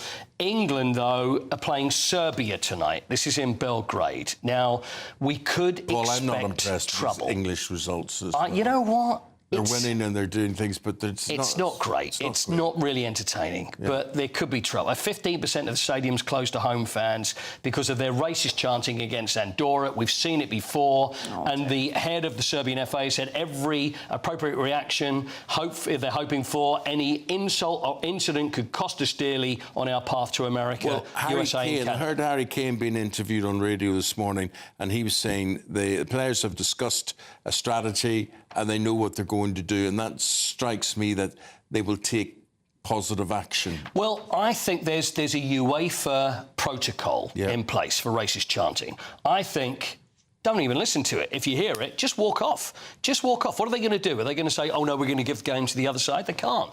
So the protocol is this. We'll see what you think. The first one is if there's racist chanting, they stop the game briefly and make an announcement for the fans to stop. I mean, you go, please don't do that. Is that going to make any difference? Well, they know what's coming next. You say cut it out, and if it doesn't cut out, then they go to stage 2, which is they stop the game for 5 to 10 minutes. And now you know you're in trouble. And then make another announcement. Stop doing it. And then if it continues again, then UEFA say you can walk off, and then the game is abandoned. It's because you've got to play by the rules. I guess so, but you shouldn't have to take it at all. No. You know what? I wouldn't be surprised if it happens tonight. I will, you know, hopefully there's going to be no trouble, but if you just look at history and what's happened in the past, I imagine there's going to be something going on. So hopefully it doesn't come to that. But then what happens if they abandon the game? I'm trying to find out. Do England get the points? I would say they would. Yeah. It should be the case because then it's been forfeited. Well, that might stop it if that's... Yes, well, this could stop it, yeah. And that's what the Serbian FA are saying, because they're saying, well, look, if this continues, this could get us kicked out of the World Cup, should we manage to get there. But do you think they care? Do you think the ultras care? Of course they don't care. Anyway. Oh, well, let's hope there's no trouble tonight. Let's hope so. So England in Serbia, in Belgrade. Do you want to hear from Thomas Tuchel? We've got time for Thomas. We've got no time for Thomas. You know, I don't like to hear him. You don't want to hear from him? No. All right. You don't have to, because I feel now if Thomas doesn't step up to the plate... Yeah, well, my producers tell me we don't have time. OK. Well, when we win tomorrow, then we'll hear from Thomas Tuchel then. How about that? Fair point, my friend. OK, good. See you later, alligator. See you later. Thank you. Now, do stay with us. Still to come, tube strikers are demanding free Legoland tickets. Seriously? Apparently so. We're going to find out more. Oh. Listen, I was in Belfast last week, right? And in the Victoria Centre, there's a Lego shop, right? The queue was right. Leicester Square. I said, what's that all about? Around the block to get into the Lego shop. Yes. Wow. Everyone wants to get their hands on Lego, apparently. Well, we'll find out with Anna Firth and David Wooding. They're going through the papers with us next. But first, if you're in search of some holiday sun, here's the forecast across Europe.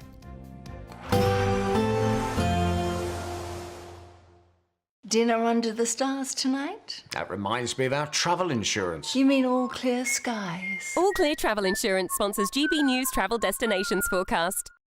Looking ahead to tomorrow and across particularly northern parts of Italy, also into Croatia, there will be the return of heavy thundery rain. Also around the Canary Islands, a few showery bursts possible. A bit of rain pushing into the north of Portugal and northwest Spain. Otherwise, a good deal of fine, often sunny weather around. Also across Greece, generally dry, just a few showers to watch out for here. As we go through the rest of the week, away from parts of Italy and Croatia, it is going to be mostly dry and sunny. All Clear Travel Insurance sponsors GB News Travel Destinations forecast. Miriam, you can't be serious. Scrapping the triple lock on state pensions? Madness. Andrew, we just can't carry on pretending. The numbers just don't add up. We've got to be honest with people. We've got to face the facts. That's what people want. Well, that's what you get on GB News and on Britain's Newsroom. Lively debates, lively conversation. Britain deserves a newsroom that puts the facts and your voice first, and we're not afraid to hold power to account. And each other. So join me, Andrew Pearce. And me, Miriam Gates, for Britain's Newsroom, weekdays from 9:30 on GB News. The People's Channel, Britain's News Channel. Sunday with Michael Portillo from 11, only on GB News. Are you certified to drive a steam locomotive? I am, indeed I am. Well done. I've had the privilege of doing it on a number of occasions elsewhere, yes. Marvellous. Well, have a great outing. Yes. Well, let's go from steam power to battery power, if we may. Now, who organised this event, and did it have a serious purpose? It wasn't just a stunt. I've been involved in the Great Western Railway battery train project for a number of years now, on and off, and so observing it. And I had the privilege of going to see it being moved from the depot in Long Marston in the Cotswolds down to Reading last year. And the reason this is being done, and it's a former underground train that has been sort of converted and upgraded and turned something completely modern and new. You could never tell it's a 1970s underground train. What is crucial about this is the fast charge battery power that's underneath it, really. That's technology they've been testing this with. And it's 6 big batteries, very modern, unusual, high-tech batteries, with charging that happens at stations. And it gives it a massive sort of oomph of power when it is stationary at a station, which is a couple of minutes, powers it right up, with 2 little sort of charging rails you can shoes underneath, and then lets us train and carry on for a long distance at a very decent acceleration. But what this is crucial for, really, is you think about the railway lines we have around Britain, rural branch lines, where ideally we would electrify. We'd have the decent overhead electricity or under rails. But that's very, very, very expensive and is unlikely to get a business case for those in some of the more rural branch lines, probably for the next decade or two. It would like to have it earlier, but it's probably not going to. So there's a stopgap solution here. GB News, the People's Channel. At GB News, we love to hear from you, our loyal community. So drop us a line at gbnews.com/yoursay. There you can talk to each other and also to the presenters live on air. gbnews.com/yoursay, because GB News is your channel, Britain's news channel.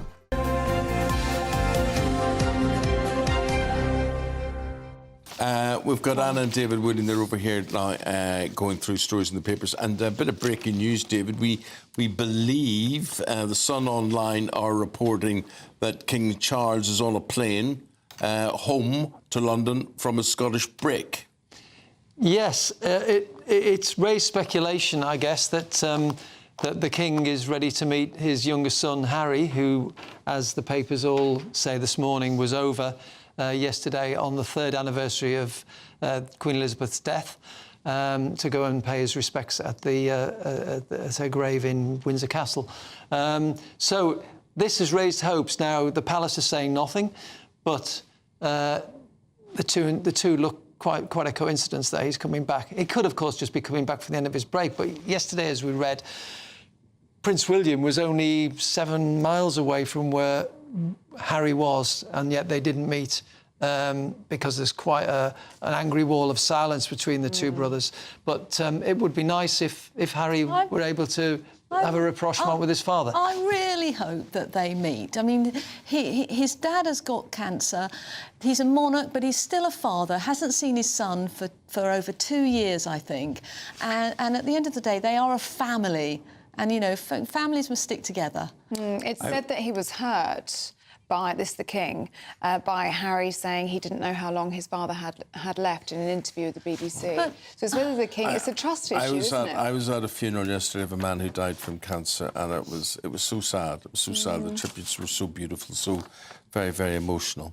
And let's go to this Kemi Badenoch story. Badenoch, she tells Keir Starmer, let's work together. Yeah, I mean, I think this is actually the most important story. Why? Because the ballooning welfare bill is the biggest thing facing our country today. And if we don't get a grip on it, our country is going to go bust, or we're going to pass it over to our kids crippled. So what What Kemi's doing here is a really big statesman-like thing and reaching out to the other parties and saying the only way we're going to solve this is to do it together. Because let's face it, Labour have not managed to do anything to control welfare. They tried with their big bill and they couldn't even shave £5 billion. Because it's not a popular policy. It may not be popular, but what she's trying to do is something which is in the national interest. And if Keir Starmer's got anything about him, he'll grab her offer with both hands. This cross-party committee is dead in the water, isn't it? I mean, already the Department of Work and Pensions have said that Mr McFadden won't be attending any such meeting with Kemi Badenoch, saying the Conservatives had 14 years to reform welfare. Instead, they left the country with a broken system that holds people back and fails to support the most vulnerable. What that's missing is that prior to the last election, the Conservatives were actually tackling the sick note culture, which is on the front page of the Express. 500,000 sick notes issued by HMRC, and they had a plan to shave at least £12 billion off the sick note, off that budget. That is worth having, and it's really important that we grasp this issue. Otherwise, it's like... Doable, David? It has to be tackled. The Prime Minister's holding a cabinet this morning, and the big issue is going to be about growth. He's told his ministers, I understand, that everything to be discussed as cabinet today is about growth. So that's clearly an issue for him. And you've got the budget coming up on November the 26th. If he's going to get growth, he's got to tackle this. He's got to improve output and productivity, and that's by tackling the sick note culture. There's this big story about Sir Jim Ratcliffe pulling out of the North Sea and relocating his oil drilling interests in the US. And he says he can't do it because of green policies in the UK. That's not about growth. Well, that's green policies. Well, Ed Miliband, the net zero and energy secretary, is more interested in net zero than reducing energy costs. Prime Minister wanted to remove him in the cabinet, it says in some of the papers this morning. Really? But he refused to go. Oh. So what did the Prime Minister do? What? Let him stay. Now, he was going to move him to housing to take over from what Angela Rayner was doing, but he said, no, I want to stay and do that. So it tells you two things. One, the Prime Minister's got a weakness, and two, that net zero policies are going to continue. Ed Miliband is probably the biggest barrier to growth that the country's got at the moment. Can we talk about this story, which has been put in front of us? I hope you two have seen it as well.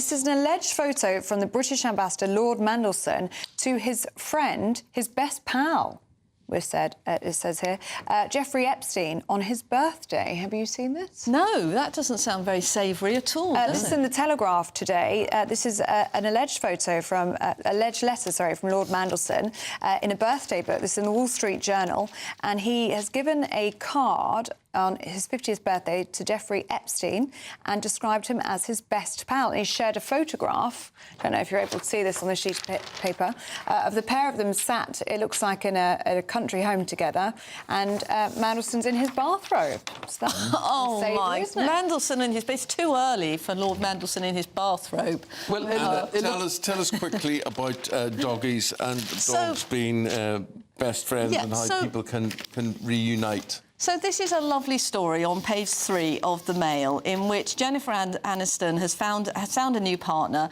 and she describes how they've bonded over their dogs, and now they have a blended family because she's got dogs and he's got dogs, and it just emphasises just how much dogs, give to us, and it's just, you were talking, Eamonn, that you were campaigning at the weekend, going to that absolutely ghastly hellhole beagle, yes, and beagles are such lovely dogs, and I just never want us to miss the opportunity to say that should be closed down and we should never be experimenting. And it's the list of companies who use testing on animals to approve their products.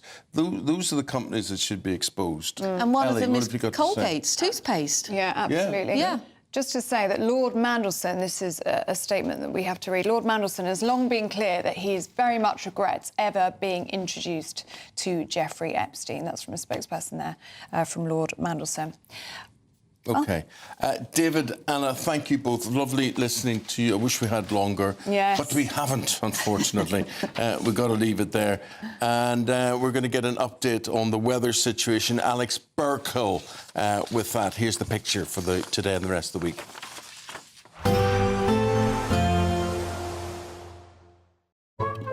Today's outlook: cool, calm and completely horizontal. Boxed Aircon sponsors the weather on GB News. Good morning, I'm here with your GB News weather update coming to you from the Met Office.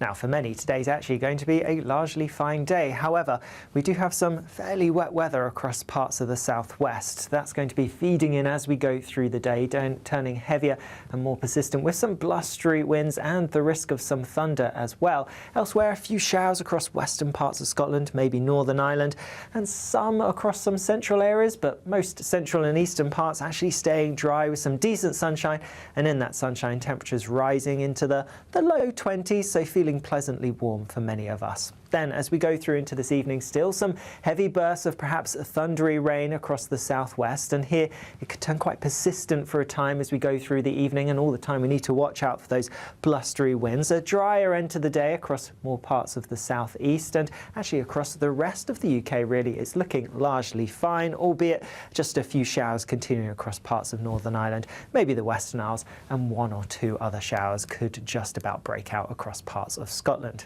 Then, as we go overnight, many places starting the night with a lot of dry, clear weather around, so it could turn a little fresh, maybe even a little chilly for a little while before cloud and outbreaks of showery rain become a bit more widespread. So most places turning a bit cloudier as we head towards dawn tomorrow morning. As a result, after a bit of a fresh start to the night for some, temperatures should start to creep up a little bit, so they're not likely to drop especially low through tonight. Then tomorrow, yes, it's a cloudier start to the day than it was this morning, but it is also going to be generally a wetter picture for many of us. Outbreaks of showery rain through the morning, becoming heavier, more persistent across western parts as we go into the afternoon. Highest rainfall totals likely to be building up across some southern parts of Scotland, where we could see around 50 millimetres perhaps in some places. With the cloud, the rain and the strong winds, it is going to feel cooler than today. Today's outlook: cool, calm and completely horizontal. Boxed Aircon sponsors the weather on GB News.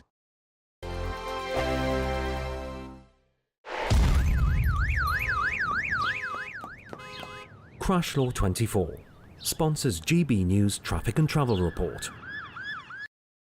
Good morning. This is the latest AI travel news from gbnews.com. The M74 northbound between junctions 7 and 6 is partially blocked due to a road traffic incident. In Bedfordshire, the M1 northbound at junction 12 has a collision, closing all lanes with delays of 1.5 hours. Congestion is reported on the A40 eastbound between the A48 and the junction with the A38 in Gloucestershire. In Southampton, the M3 eastbound between the M27 westbound and junction 14 has a broken down vehicle closing one of 2 lanes. And on the trains, disruption is affecting Avanti West Coast services between Milton Keynes Central and Rugby, and the Elizabeth line between Shenfield and Romford. For more travel news, go to gbnews.com. Crash Law 24 sponsors GB News Traffic and Travel Report. You could bank an incredible £30,000 in tax-free cash to spend however you like. And if that wasn't enough, you'll also get to drive away in this brand new motorhome. This brand new 2025 Benamar Primero could be yours. It comes with all the mod cons you'd expect from a vehicle worth over £74,000 and comfortably sleeps 4 people. This prize package is worth over £104,000. For another chance to win, text WIN to 63225. One entry costs £2.50 plus one standard network rate message. Or text bonus to 63225. 5 entries cost £5 plus one standard network rate message. Go to gbnews.com/win. Entries start at £2.50. Call 0903 686 3232. Calls cost £2.50 plus your network access charge. Or post your name and number to GB16 PO Box 8690 Derby DE1 9TT. UK only. Entrance must be 18 or over. Lines close at 4 p.m. on the 31st of October. Please check the closing time if listening or watching on demand. You want to know what's really going on in the corridors of power? Labour don't know what to do with you half the time, and that makes you quite lethal in the chamber. Get behind the headlines with Chopper's Political Podcast. Join me, Christopher Hope, as I sit down with the great and the good of British politics. We'll see where this ruling takes us. These are the stories shaping our nation. Chopper's Political Podcast, available now on all platforms. Listen in and stay ahead. Exciting news. Every Friday, my Patrick Christie's Tonight Show is going to have a twist to it. We're welcoming some special guests. You. That's right, on Fridays I'm going to be doing my show in front of a live studio audience because this show is about you and what you have to say. It's going to be the same big debates, same big topics, same big opinions. But every Friday night at 9 p.m, you are invited to come on down to Patrick Christie's Tonight to be a part of the action. Only on GB News, the People's Channel, Britain's news channel.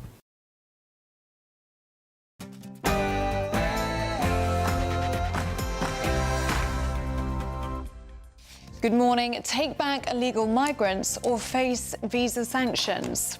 OK, that's the Home Secretary's message to countries like Nigeria, countries like Pakistan, that if they refuse to take back these nationals, there will be repercussions. Well, earlier we spoke to the Health Secretary, Wes Streeting. Shabana Mahmood is hard as nails, and whether it is tackling disorder and lawlessness on our streets or tackling the insecurity at our borders, you can expect a tough and effective approach from this Home Secretary. The race to find Labour's next deputy leader begins. The Education Secretary, Bridget Phillipson, we hear this morning, has thrown her hat into the ring. Damning new league tables expose the state of the NHS, with the best and worst hospitals named and shamed. French politics in crisis, the government collapses. This is the fourth time in less than 2 years, but could the chaos jeopardise the Channel migrant returns deal?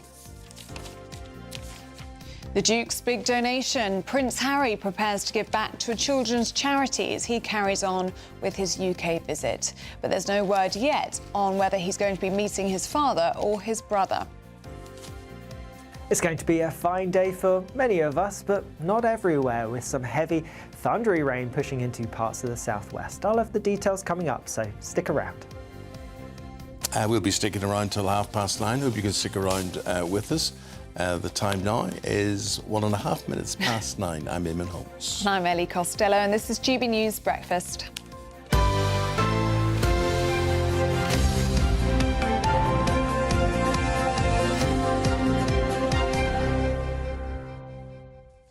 So Jim Ratcliffe's company, one of his companies, Ineos, has abandoned its UK investment plans over what they call Britain's unstable fiscal regime. Well, the chief executive of Ineos's energy division said that the company will now divert plans to invest £3 billion to the United States instead. Business commentator Michael Wilson with his take on all of this.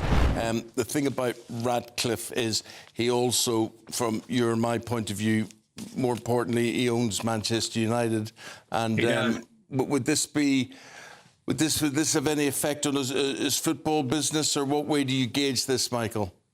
What I would say about him is I don't know what his future plans for him and Manchester United are as a result of this, but he has been, let's concentrate on this first of all, much as it grieves me, but he has been a very, very vocal critic of this so-called windfall tax. Has to be said, to be fair, it was brought in by the Tory party and then increased to 78%. That's a tax on profits by Labour almost as soon as they came in. But he has been very, very vocal about this. I think the issue, basically, and there is a lot of noise around all this, and he, as I say, he's been consistent in creating a lot of that noise, is the fact that maybe it's a good idea for the UK to be less dependent on foreign imports of gas and oil, which it probably would be if companies like Ineos actually stop their investment in the North Sea.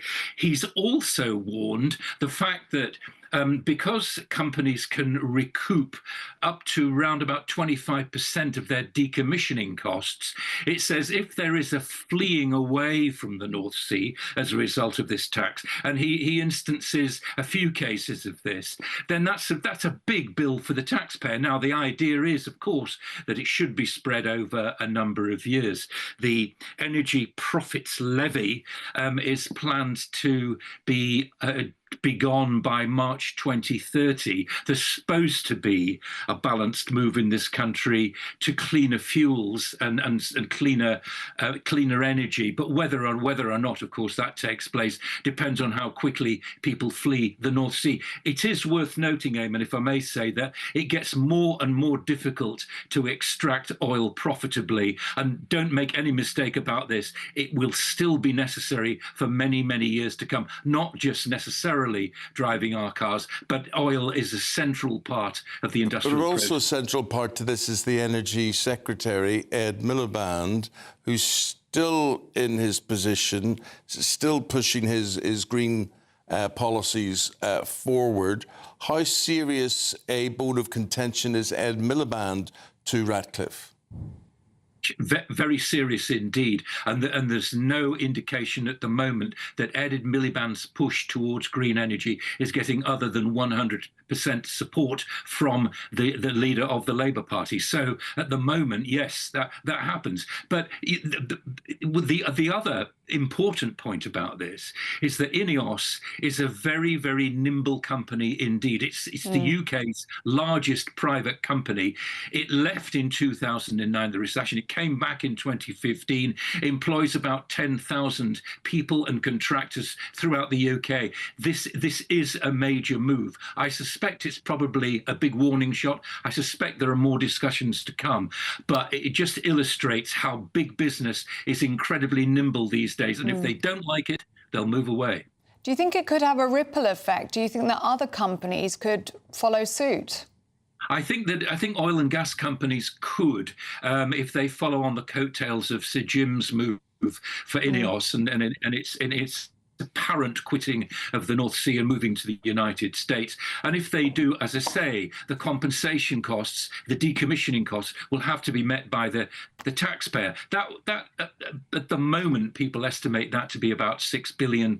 It may well be shaded towards 2030 when the energy profits levy actually stops.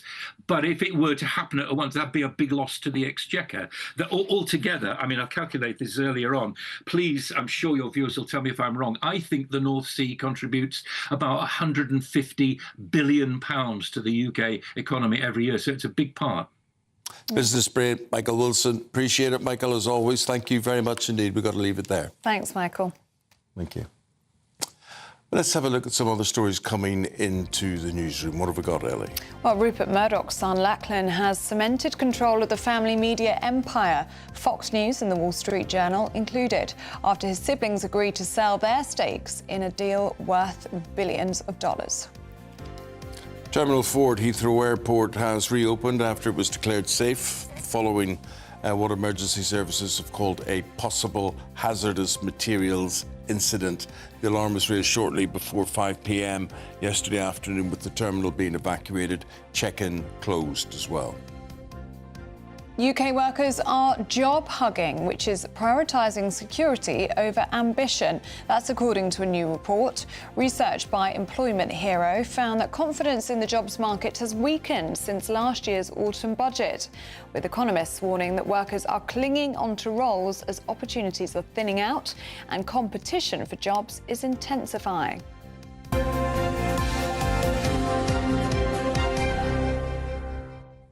That brings us to a more pleasant part of the morning as we talk about the Great British Giveaway. Yes, it's our biggest prize package to date, worth over £104,000. Your chance to drive away in a brand new 4-berth motorhome and bank a whopping £30,000 in tax-free cash. It could all be yours. Put it all together. Here's how you can enter.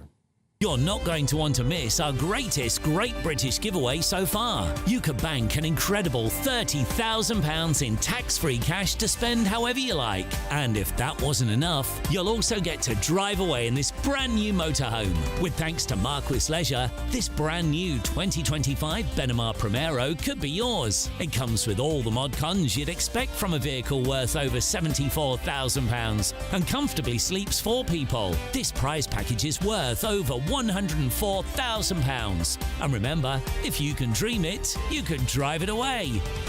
For another chance to win, text WIN to 63225. One entry costs £2.50 plus one standard network rate message. Or text BONUS to 63225. 5 entries cost £5 plus one standard network rate message. Go to gbnews.com/win. Entries start at £2.50. Call 0903 686 3232. Calls cost £2.50 plus your network access charge. Or post your name and number to GB16 PO Box 8690 Derby DE1 9TT. UK only. Entrants must be 18 or over. Lines close at 4 p.m. on the 31st of October. The winner will be contacted live on GB News, week commencing 10th November. Please check the closing time if listening or watching on demand. Good luck.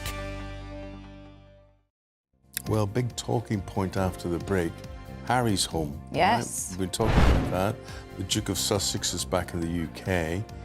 But the news is, we hear today that his father is flying down from Scotland to London. Yes, will the pair meet? Because Prince Harry's here for another 3 days. We're going to be talking about that next.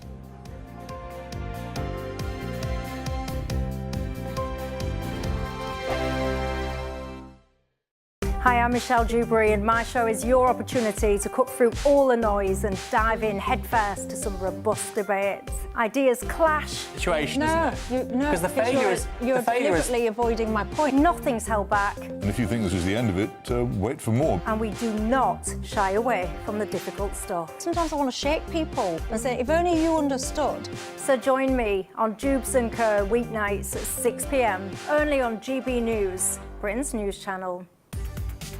From the school run to the home run, watch a new show for all of Britain. So he can say whatever he wants. A straight talking show where all voices are heard.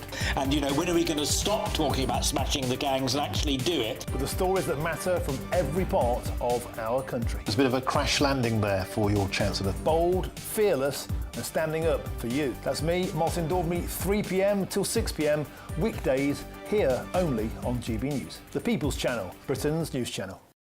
Westminster's full of talk, but out here, it's the real world. Am I allowed to talk No, now? that's it. This is where it matters, real people and real lives.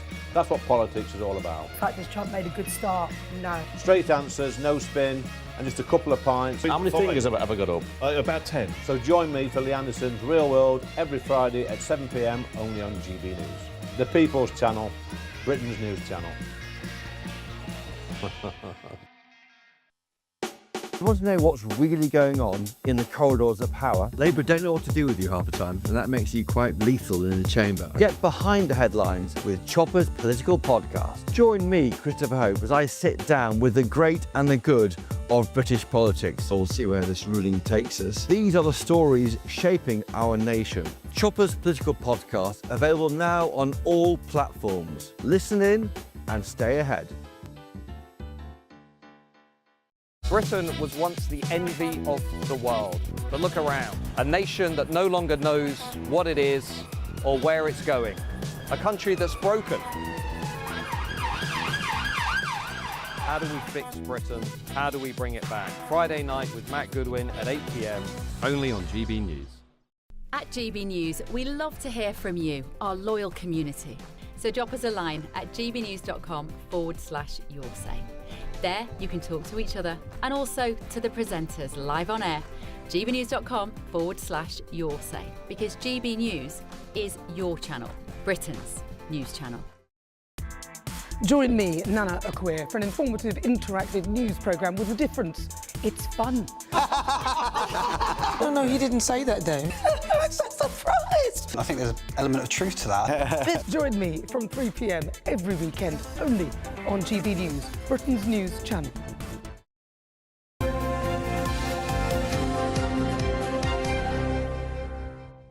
Just a word about a special programme that we've got for you tomorrow. Tomorrow night, 7 o'clock, the Farage Immigration. It's a 2-hour special.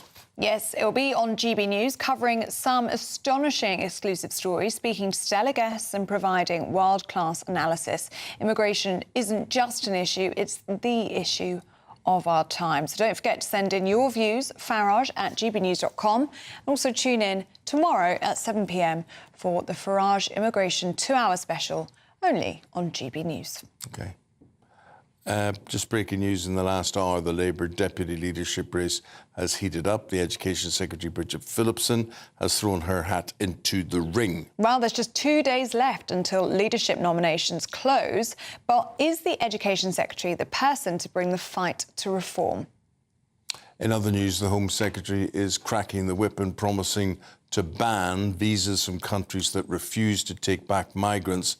But could this apparent move to the right all be threatened if Jeremy Corbyn's ally wins the deputy leadership race? Lots to get through. GB News' political editor, Christopher Hope. Chris, good to see you this morning. Should we start with Bridget Phillipson and that shock news this morning that she has thrown her hat in the ring for the deputy leadership of the Labour Party? The tabloids this morning saying that they want to see a northern, left-leaning woman as the deputy leader of the Labour Party. Bridget Phillipson would tick those boxes, wouldn't she?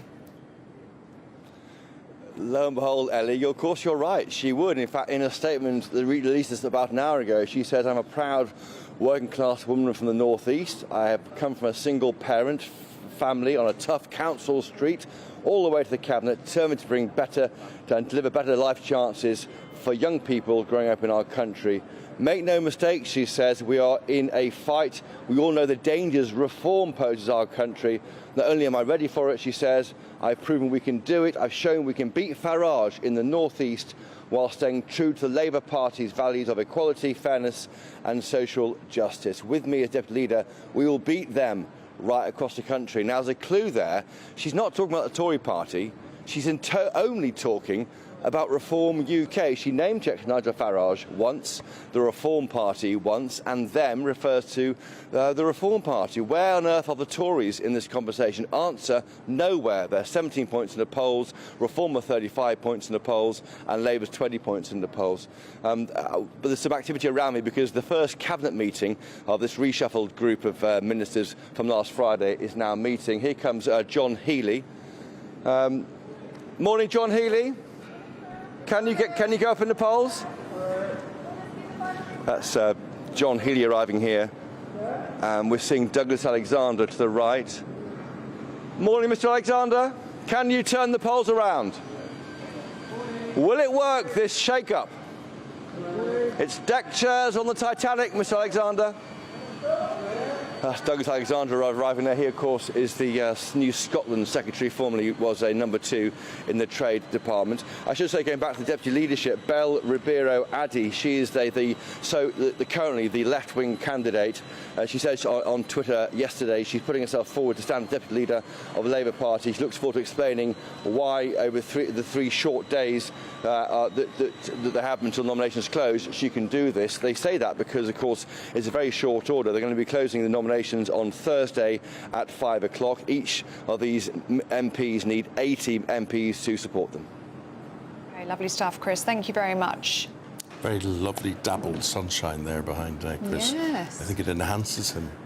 Oh, yes, absolutely. Lovely to broadcast in that sort of weather. Right, Prince Harry in the country yesterday and today, and I think he's here for the rest of the week. He spoke at the Well Child Awards in central London. I still remember my very first Well Child Awards 18 years ago. So much has happened since those early days, for me, for you, and for Well Child. The world has thrown a fair few challenges our way.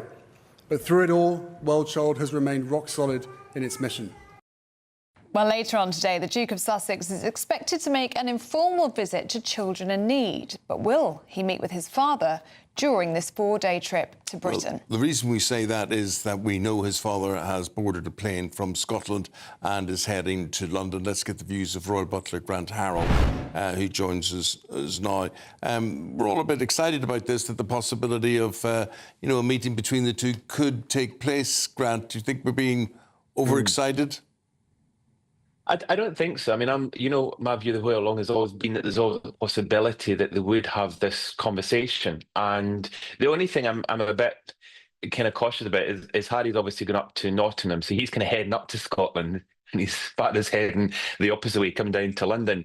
But I'd like to think that it's possible because, as far as I know, he's here for a few days, and I haven't seen if he's got any other engagements over the next after today.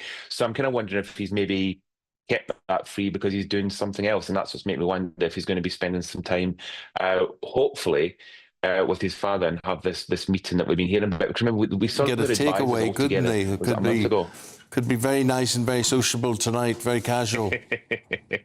It could be. I'm not sure. He does like his takeaways. Harry does, that is. But I would like to think, as I say, that this is a chance to get together based on, as I said, the fact that their advisors were seen a month ago having those conversations. Maybe that was paving the way for this possible meeting. Hope so, that if something is possible, that the two of them can meet up. There is a trust issue, though, isn't there, Grant? I mean, it's understood that the King was upset at Prince Harry giving interviews saying he wasn't sure how long his father had left. I mean, do you think that that's something that the King can now see past, or do you think that will continue to be an issue, especially since he's still receiving treatment for cancer? Yeah, I mean, from when I knew the King, the one thing I remember about him, he's got a very kind of compassionate side to him. And even though, of course, he might have been upset by comments that Harry's made, he's also somebody that would want, just from what I remember of him, he'd be somebody that would want this resolved. He won't like the fact this is ongoing. He will not like the fact that we're all discussing this. He's somebody that, he likes people to go on. That's something I remember at the King. So he won't like this conflict or this ongoing debate. So he'll want this resolved, definitely.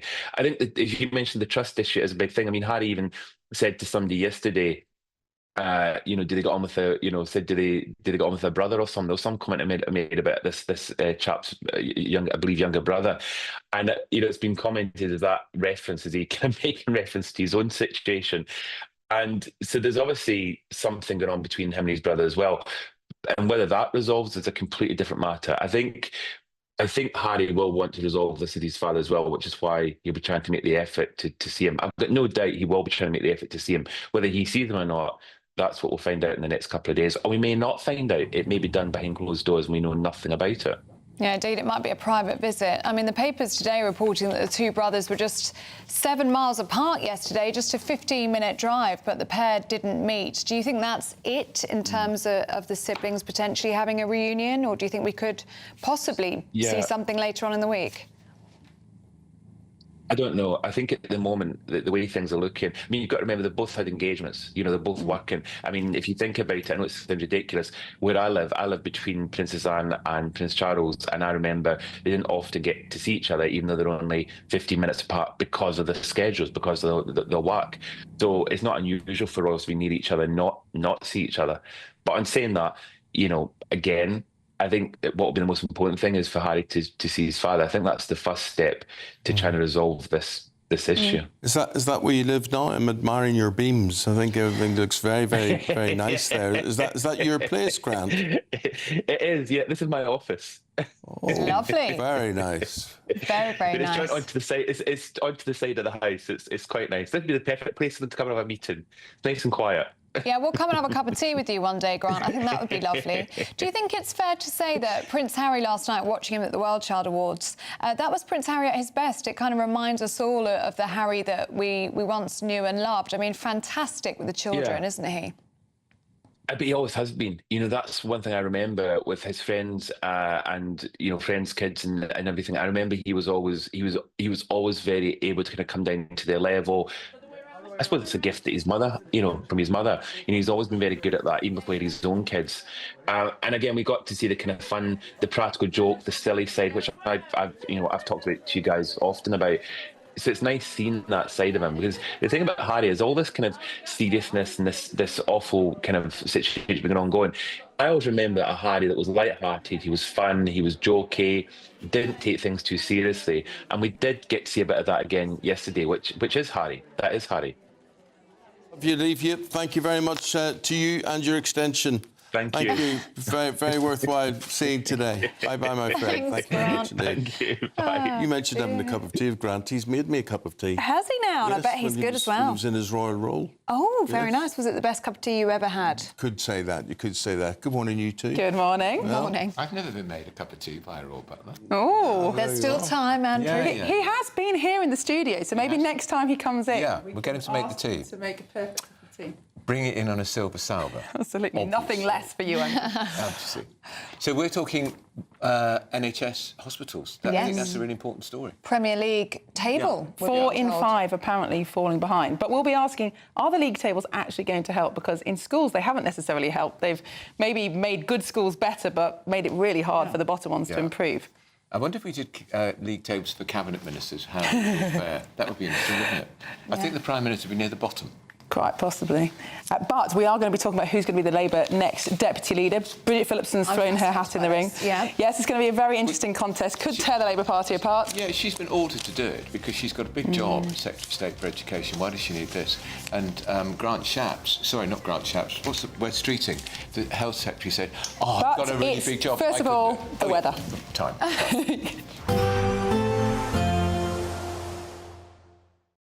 Today, clouds overhead, total zen within. Boxed Solar sponsors the weather on GB News. Good morning, I'm here with your GB News weather update coming to you from the Met Office.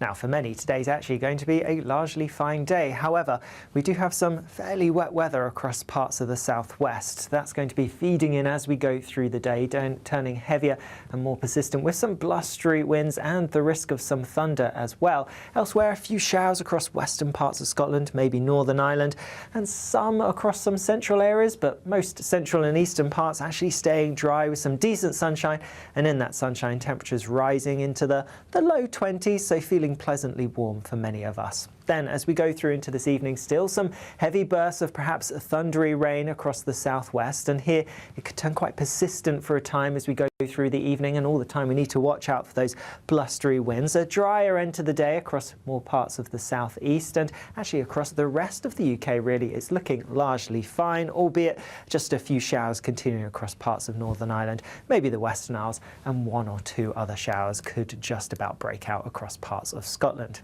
Then as we go overnight, many places starting the night with a lot of dry, clear weather around, so it could turn a little fresh, maybe even a little chilly for a little while before cloud and outbreaks of showery rain become a bit more widespread, so most places turning a bit cloudier as we head towards dawn tomorrow morning. As a result, after a bit of a fresh start to the night for some, temperatures should start to creep up a little bit, so they're not likely to drop especially low through tonight. Then tomorrow, yes, it's a cloudier start to the day than it was this morning, but it is also going to be generally a wetter picture for many of us. Outbreaks of showery rain through the morning, becoming heavier, more persistent across western parts as we go into the afternoon. Highest rainfall totals likely to be building up across some southern parts of Scotland, where we could see around 50 millimetres perhaps in some places. With the cloud, the rain and the strong winds, it is going to feel cooler than today.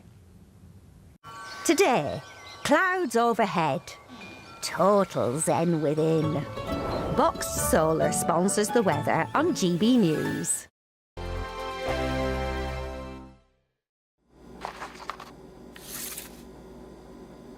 Crash Law 24 sponsors GB News Traffic and Travel Report. Good morning, this is the latest AI travel news from gbnews.com. Road users on the M9 face significant delays westbound between junctions 5 and 6 due to a road incident. Alternative routes are recommended. In Middlesbrough, the A174 westbound is partially closed between its junction with A1032